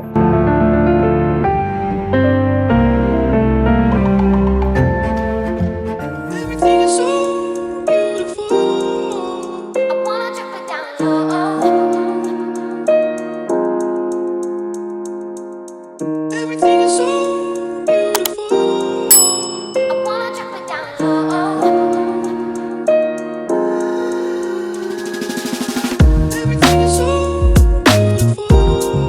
During the French Revolution, Place de la Concorde was renamed Place de la Révolution. This is where in 1793 both Marie Antoinette and King Louis XVI were guillotined. Today, from this iconic plaza, you can see the famous Champs-Élysées, the Eiffel Tower, and the gardens of the Louvre.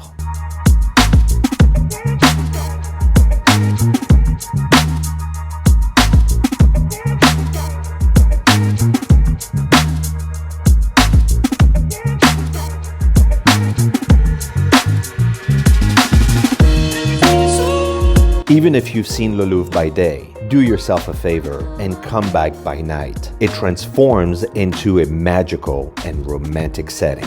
More than just being the largest museum in the world with over 380,000 pieces of art like the Mona Lisa, Venus de Milo, Liberty Guiding the People, the Louvre is simply gorgeous.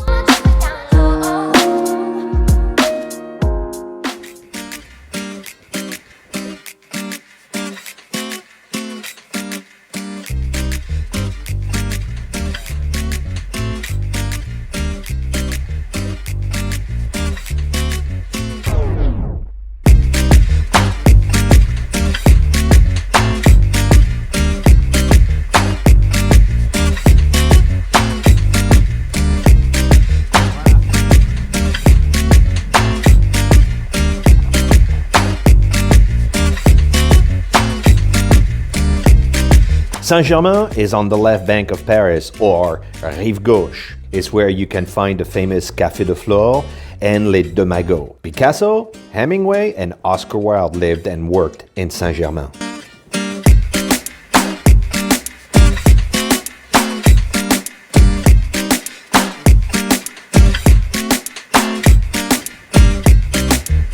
Notre Dame is a national treasure. It took almost 180 years to build. Currently closed because of the fire of 2019, but the plan is to have it reopened by 2024.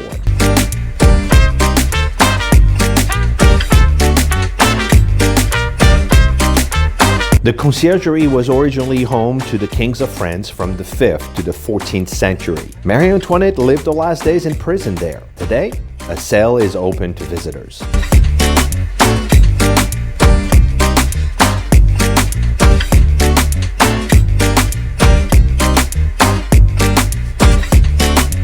La Tour Saint-Jacques is all that remains of a former church that was destroyed in the French Revolution. It was a main stop on the path to the Compostela pilgrimage.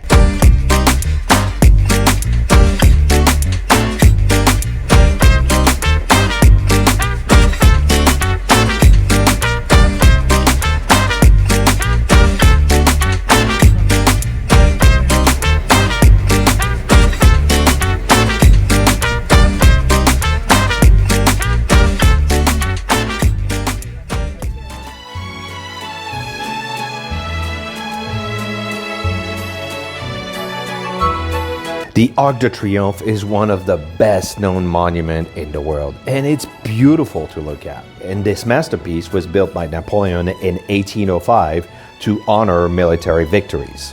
And the eternal flame under the arch has been burning non-stop now for nearly 100 years to honor soldiers who gave their lives in service of France.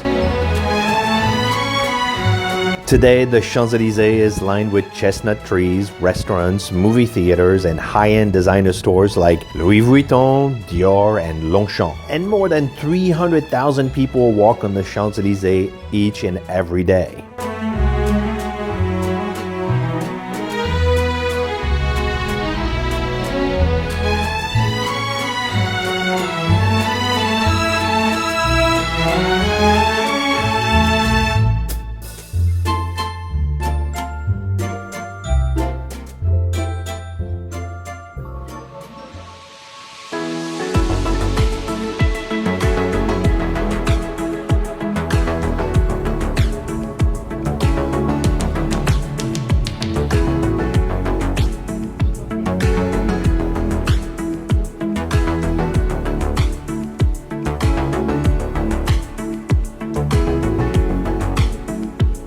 The Eiffel Tower was built for the 1889 World's Fair and was very controversial at the time. It was only meant to stand for 20 years, but after World War I, France was broke and didn't have the money to take it down. But today, it's one of the most iconic, romantic, and most visited tourist attraction in the world, and by far, Colin's favorite.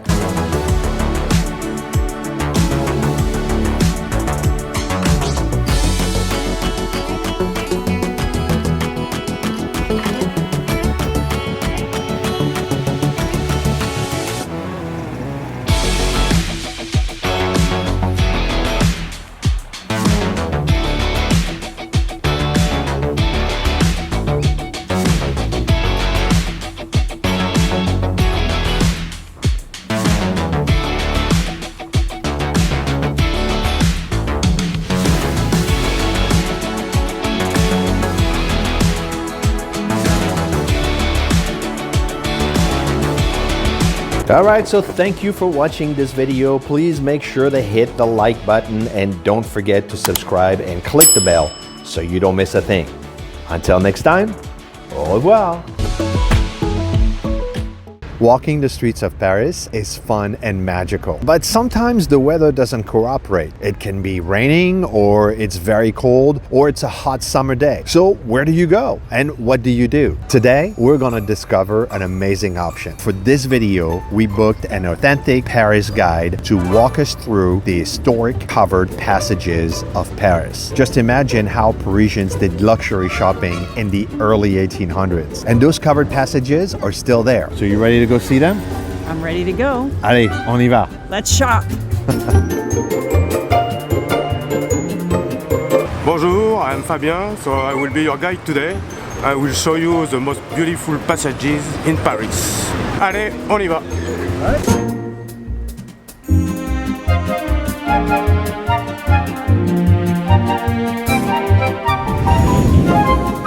We're here at the Palais Royal, and this is the place where it really all started. It was the trendy hotspot. They lived upstairs and they opened this downstairs to bring in money. And they had cafes and shops and theater and everything so they could support their lifestyle without going bankrupt. And it made it the hotspot to be for anybody who had money. This is where they got the idea to make the covered passages. So the king lived just a couple of blocks away from here at the Louvre, but these were noble residences all around the courtyard here. And in these galleries, there's furniture and shoes and clothing. If you're looking for stuff that's made in France and you have a bunch of money to spend, this is a great place to come. You can get some little gifts and souvenir type things, but it's not tchotchke, it's not cheap. This is nice, high quality stuff, not touristic shopping.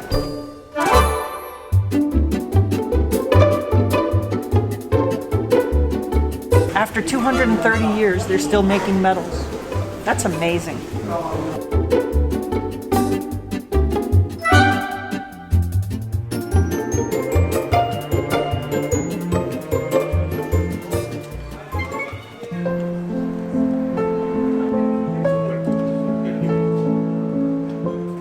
We're in Gallery Vivian, which is a passage, but it's a particularly elegant passage, so we call it a gallery. That's the way the owner designed it. He wanted it a little bit something a cut above. In this gallery, we have some really nice places to eat. There's a bakery that serves a full breakfast. I've seen some lovely lunches over there, but we also have a store where you can buy gowns, a place to buy fine, rare jewelry, exotic pearls, exactly, fabrics, and beautiful items of luxury in this place.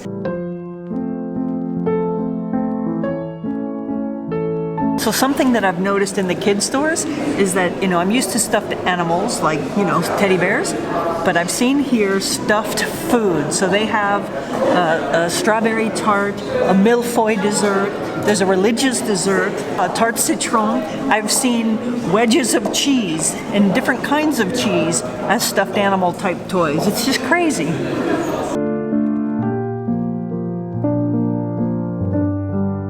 And one of the really interesting things is if you can see the mosaic floor, this is done by the same Italian designer who did the mosaics in the Opera Garnier, which is the big beautiful opera house here in Paris. So this gallery was built in 1826, was opened in 1826, and inspired with Napoleon's campaign, as you can see on the decoration. So we can call it empire-style decoration. Something I really love, you have a lot of the reliefs here. I know we had some in some of the other galleries, but this design in the walls, like these wreaths and things like the relief. And when they say a library, they don't mean a library. A library is a bibliothèque. Yeah. But here in France, a library is a bookstore.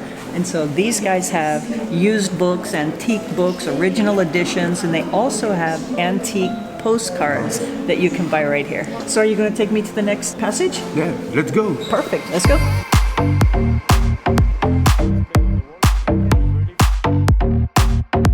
So we're here in the Panorama Passage, which is the oldest one after the model was made in the Palais Royal. Yeah. They called this place the Panorama Passage because when they built it, they had no cameras, no anything, and they painted all kinds of different designs on the walls. And so people would come here and see a painting of a jungle and feel like they're in the jungle. And so in this one, if you arrive from one street, you might think there's not much, but come all the way in and make the turn. You have international restaurants, classic traditional French restaurants, and there are a lot of stamp collectors, the philatelist shops here, with amazing historic things and just beautiful.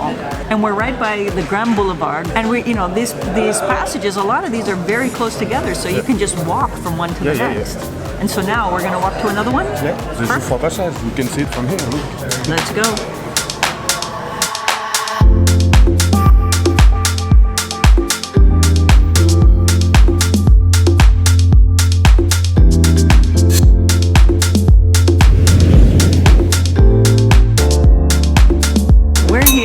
Passage Geoffroy, which is extraordinary. This is where the Musée Grévin is here, the wax museum. In this place, there are very unique shops here. They have a cane maker that you can buy, like up to $1,000 for a cane. Just extraordinary high quality stuff. They have other places with high-end decor and gifts.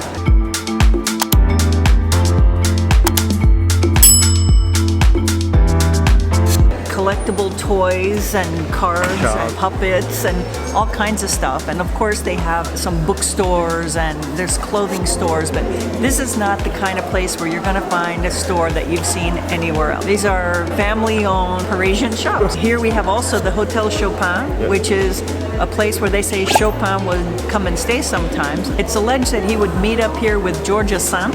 No proof of that, but it's alleged, and the hotel is here, and it's right off the Grand Boulevard. A block from the opera, on the Grand Boulevard. You're in the middle of everything. Yeah. Right across from the Geoffroy is the Passage Verdot. It was built in 1847, and you can't help but notice the bright light and the architectural features. The walls are lined with cafes, antique dealers, old booksellers, stamp collectors, and shops with all kinds of unique items.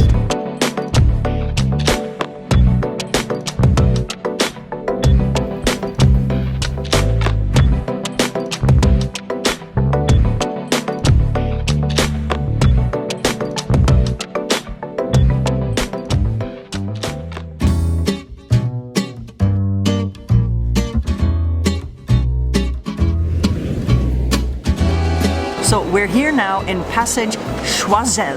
This is the longest gallery in this part of town. It's about 500 feet long, and we're very close to the Japanese embassy. So in this gallery, we have a lot of restaurants. There are Japanese, Chinese, Vietnamese, Korean restaurants. Fantastic. At the other end, there's actually a Greek. Not sure how that one snuck in, but we have shoes and gifts and stationery shops with puzzles, eyewear stores, and there's even a place in here where you can get a massage and book taking a nap.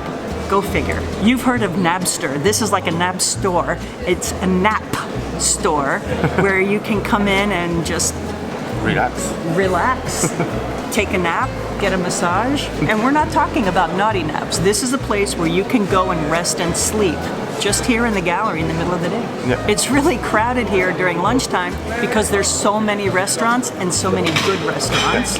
So if you want to try it, I'd say come over here before noon, 11:30, 11:45, so that you're in front of the line. Then the line will be a lot shorter and you'll get amazing Asian food.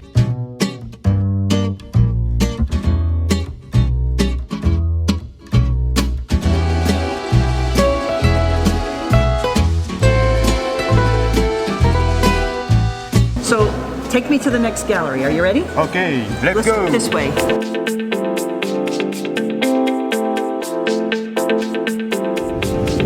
This passage, like most passages I imagine, this one was named after Vero-Doda. So this is what you would consider a shopping mall from the 1820s. This is one of the first ones built, and this is after the Industrial Revolution, because before that they had to manufacture and sell all together. And so now that they could just bring the merchandise here and sell it, brought value to the street, no mud, it was nice and clean, and this is where noble people shopped. And so you can see here we still have the original wood facades and everything. This was the onset of gas lights and stuff inside. Obviously they're electric now. And then just above the stores were the apartments where the sellers lived. And so you have beautiful ceilings, it's covered, it was warm in the winter and cool in the summer, and it protected the shoppers to come in and have a beautiful experience of shopping. So ancestor of the shopping mall. Exactly, the ancestor of the shopping mall. So the stores that I've seen here, there's a salon de thé, there's a hair salon, a glove maker, there's a lot of leather, there's furniture, there's a luthier violin maker and repair shop here that now sells guitars, and the original Christian Louboutin shoe store right here.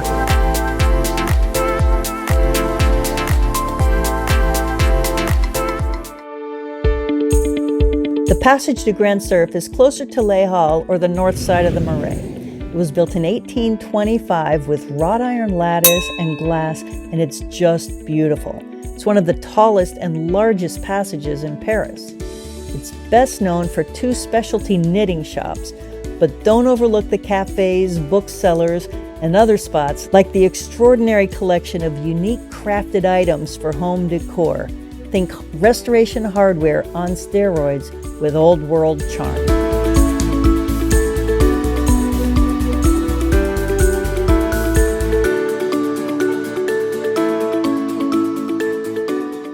In France, the marchés are a way of life. It's where the locals go to get their stuff, like flowers, meat, produce, all kinds of cheeses, local stuff, prepared foods. They even have clothes and hats and sunglasses and all kinds of stuff. But the problem is, they're not open every day. There are 64 marchés in the city of Paris, and they each have their own days and times that they're open. So in this video, we're going to take you to 5 of the best marchés, the biggest, the most robust, and we'll tell you where they are and when they're open so you can come and discover them when you're in Paris. Are you ready to go? I am so ready to go. Allez, on y va. Let's go.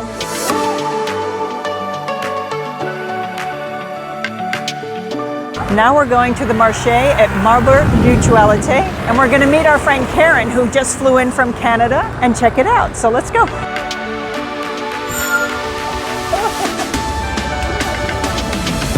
So this is a very typical French market, and it has everything from vegetables, fresh cheese, charcuterie, all kinds of things to eat. And it also has clothes and jewelry and wooden objects and different kind of curiosities and stuff. And it's a great place just to come, I don't know, try on a hat, get something for a picnic, bring something back to your Airbnb, some nice really fresh things. The marché at Marbre Mutualité is open on Tuesdays, Thursdays, and Saturdays, and you have to come in the morning because they all close at noon or just a little past. So great spot. For the charcuterie and picnic, there you go.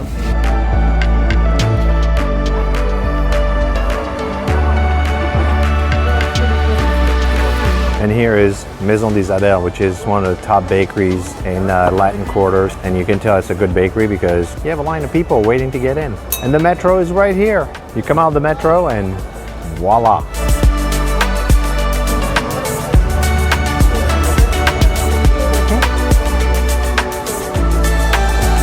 And that is a fresh herb mill. Check it out.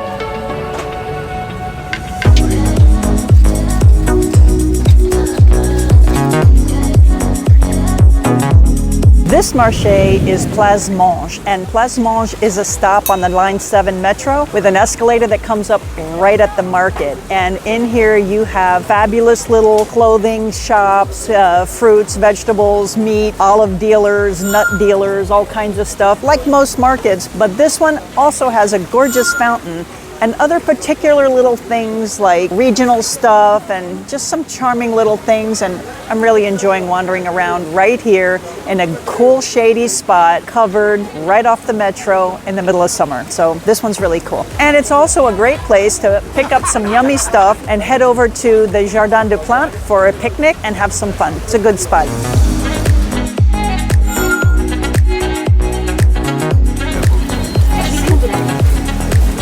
It's like pita bread with thyme and lemon, and that's what I love in the French markets. You have a lot of exotic food vendors that will sell like their specialties. You know, Chinese, Asian, Lebanese, African sometimes. Very good. Love it.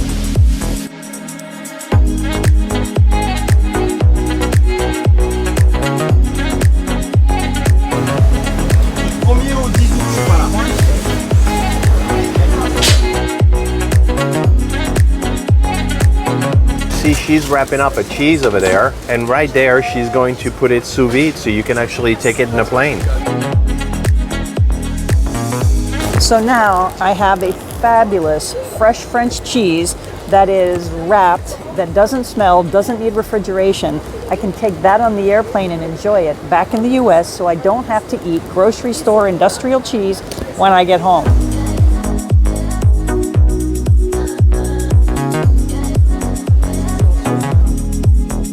One of the things that's really cool in grocery stores, but especially in little markets like this, is they have fresh pressed apple juice, rhubarb juice, strawberry juice, all made fresh from local produce. It's amazing.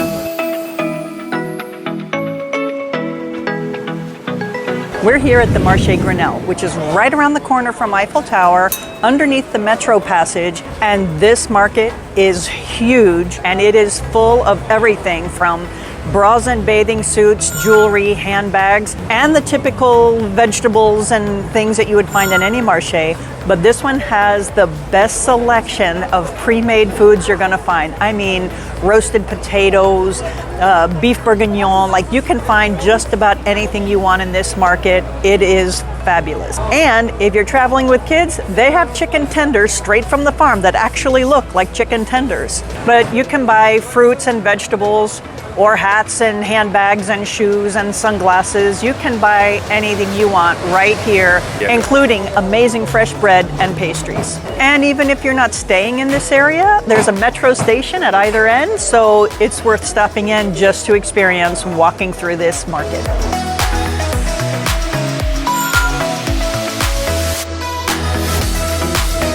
And right here, you can buy escargot, all kinds of flavors. And on to the next market. Let's go.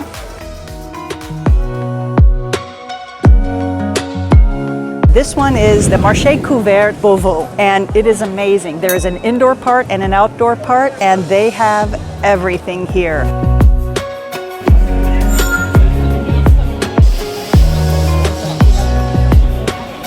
And if you're here early in the morning, they have rotisserie pigs, and like chickens, but pigs on the fire just spinning rotisserie for you. They have, of course, the vegetables, the charcuterie items. They have a section on beer, cheese, like anything that you want to find, you'll find right here.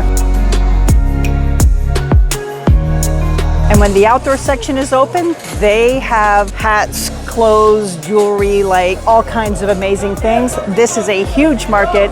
It's tons of fun. We're right here near the Bastille, and it's just fabulous. And if you're here when the other markets near where you're staying aren't open, this one is open inside 7 days a week.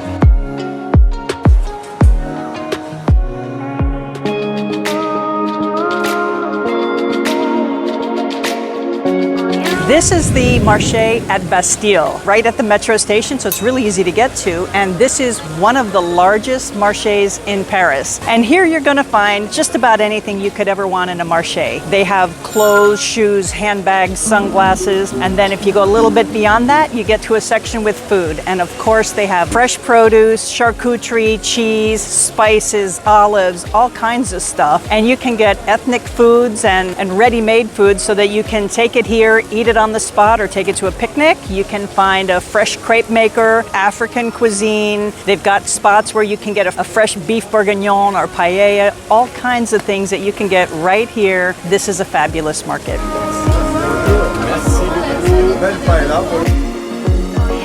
I'm having a spiced chicken and pepper sandwich. It's not spicy, but it has a lot of flavored spices in it with onions and peppers, and it's just shredded up chicken, and it's really yummy on a fresh baguette. Sandwiches are so much better in a baguette. They're open on Thursdays and Sundays in the morning, and if you want to have the full experience of a French marché, this is a place right here. And here you have a metro station, Breguet-Sabin, which comes right out of the marché. Sometimes when you're in Paris, you just want to do something different. And today, I want to go on a picnic. And whether you're going on a romantic adventure like we are, or just building a memorable experience, a picnic may be the right thing for you too. So today, we're going to show you what to buy, where to buy it, and how to build a perfect French picnic. And then we'll show you 5 amazing places to go on that picnic with phenomenal views. So let's go shopping.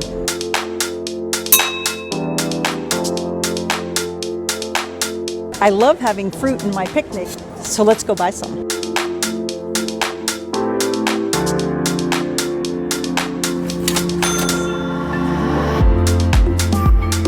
Now, let's go get some cheese.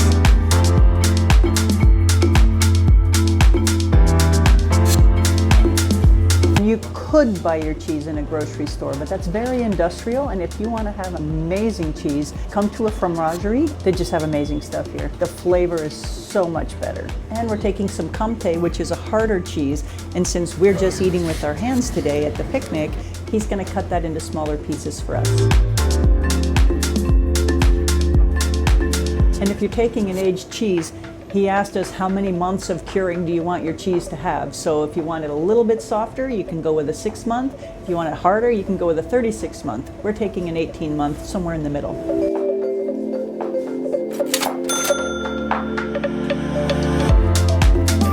You're gonna find tons of those streets all over Paris where you have a boulangerie, a charcuterie, and a fromagerie. And all those streets are included in our Paris travel guide, which is available for a free download below in the description. So get a copy for yourself, print it, and bring it with you. You'll be glad you did. Now it's time to go get some charcuterie.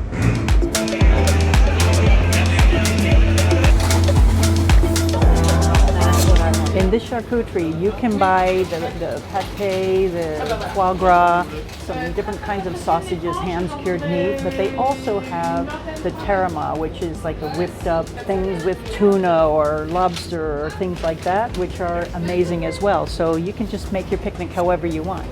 But we're gonna go with the cured meat.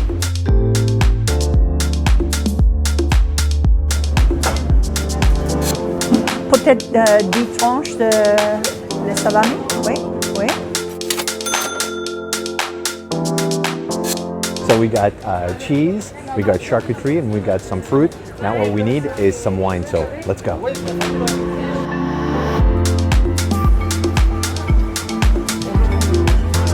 For the wine, we're going to a cavist. When you're in Paris, you absolutely want to buy your wine in a cavist because usually they'll give you amazing advice on the wine that is going to pair the best with the food that you're having.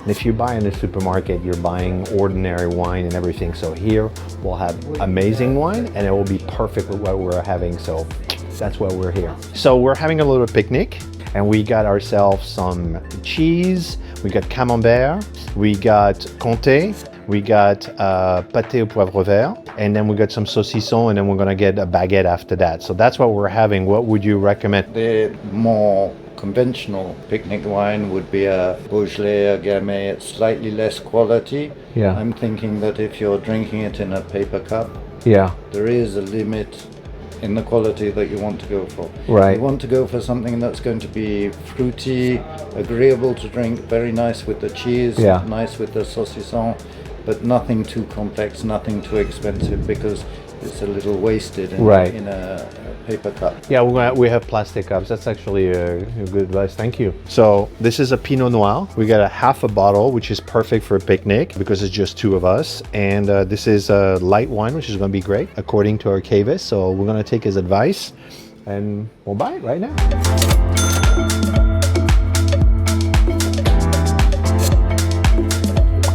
If you need any other wine or champagne chilled, we have a fast chiller. In 4 or 5 minutes we can chill rosé wine, champagne, beer, anything you want. Now, one of the things that is awesome in France is that they sell half bottles of wine and also champagne. So if you want to celebrate with a bottle of champagne or a bottle of white wine, you don't have to buy a full bottle and it's just two of you. You buy a half bottle, they'll chill it for you and it's awesome. So now we're gonna go get a baguette and some dessert. Let's go. Look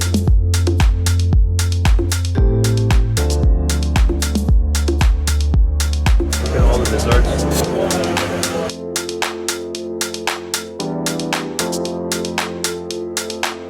So lastly, we got a dessert, a little lemon pie and a baguette. And we got the tradi grain, which is not the standard white bread baguette, but it's the traditional with grains and everything, and we like it better. And now we're gonna go and have picnic by the Eiffel Tower. Let's go. So the Champ de Mars, which is the green lawn in front of the Eiffel Tower or behind the Eiffel Tower. I don't know if it's front or the back. Facing the Eiffel Tower. Facing the Eiffel Tower is literally like a 5-minute walk from Rue Claire. So that's super convenient. And here we go. So let's take a spot over here, right in the back with the view. Let's go.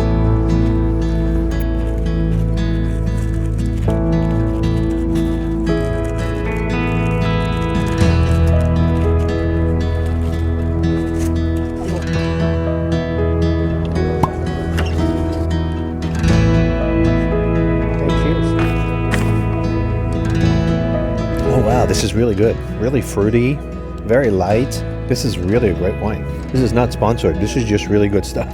I'm hungry now, let's eat.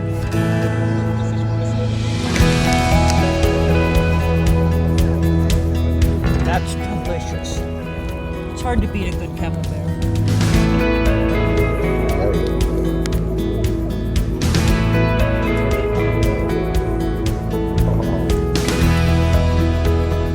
There's a lot of different kinds of cured meat, so you could get a prosciutto, an Iberian ham, or something, but this is a French salami, and it's delicious. You can get the pre-sliced saucisson and moist charcuterie, which makes it super convenient. It's such a delightful thing with a piece of baguette.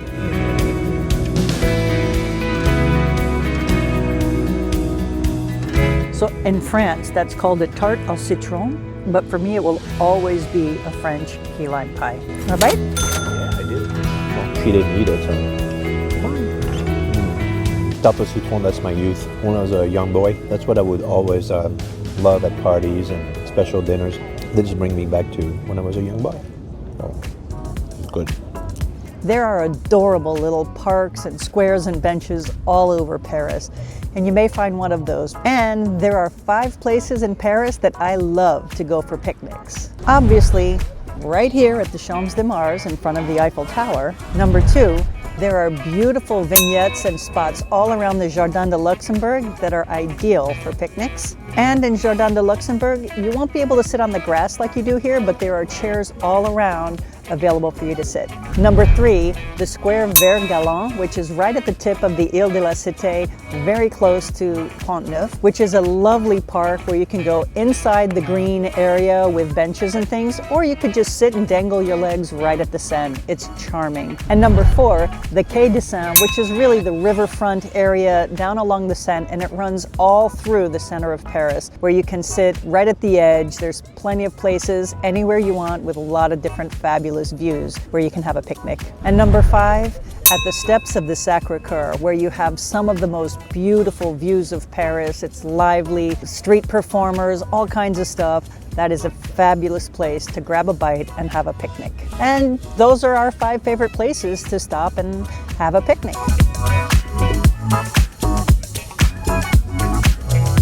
So when you're having a picnic in Paris, there actually are 3 simple rules. The first one is about drinking in public. You're totally allowed to have a bottle of wine and drinking in the street. There's no laws prohibiting that. However, in many touristic spots, the cops will do the rounds and they'll basically be looking for people that are out of control with drinking. So as long as you're having a bottle of wine, a couple of cups, you won't have any problems. But if you're starting to be a little bit belligerent and have a little bit too much to drink, the cops will have an opinion about it and they may take your bottle of wines away from you. The second thing is actually not many parks in France allow you to walk or sit on the grass. But in places like Parc Monceau or Jardin du Luxembourg, they won't allow you sitting on the grass. Here's the rule about figuring out whether you can sit on the grass or not. Are there any people sitting on the grass? If nobody's sitting on the grass, and probably you shouldn't either. The next rule is about buying the right food for the right setting. Like camembert and a pie and a bottle of wine is totally appropriate sitting in the grass here at the Eiffel Tower, but that might not be appropriate for Place des Vosges or the Tuileries Garden. So just get a sense of what would be appropriate and what you want to enjoy, because some places are better suited for a ready-made sandwich or food in the container than just spread it out like this. And last rule, please pick up after yourself, because there are birds and animals that are going to be around and they're going to go through your stuff. So just make sure you grab everything after yourself and put it in a trash can. Just be respectful.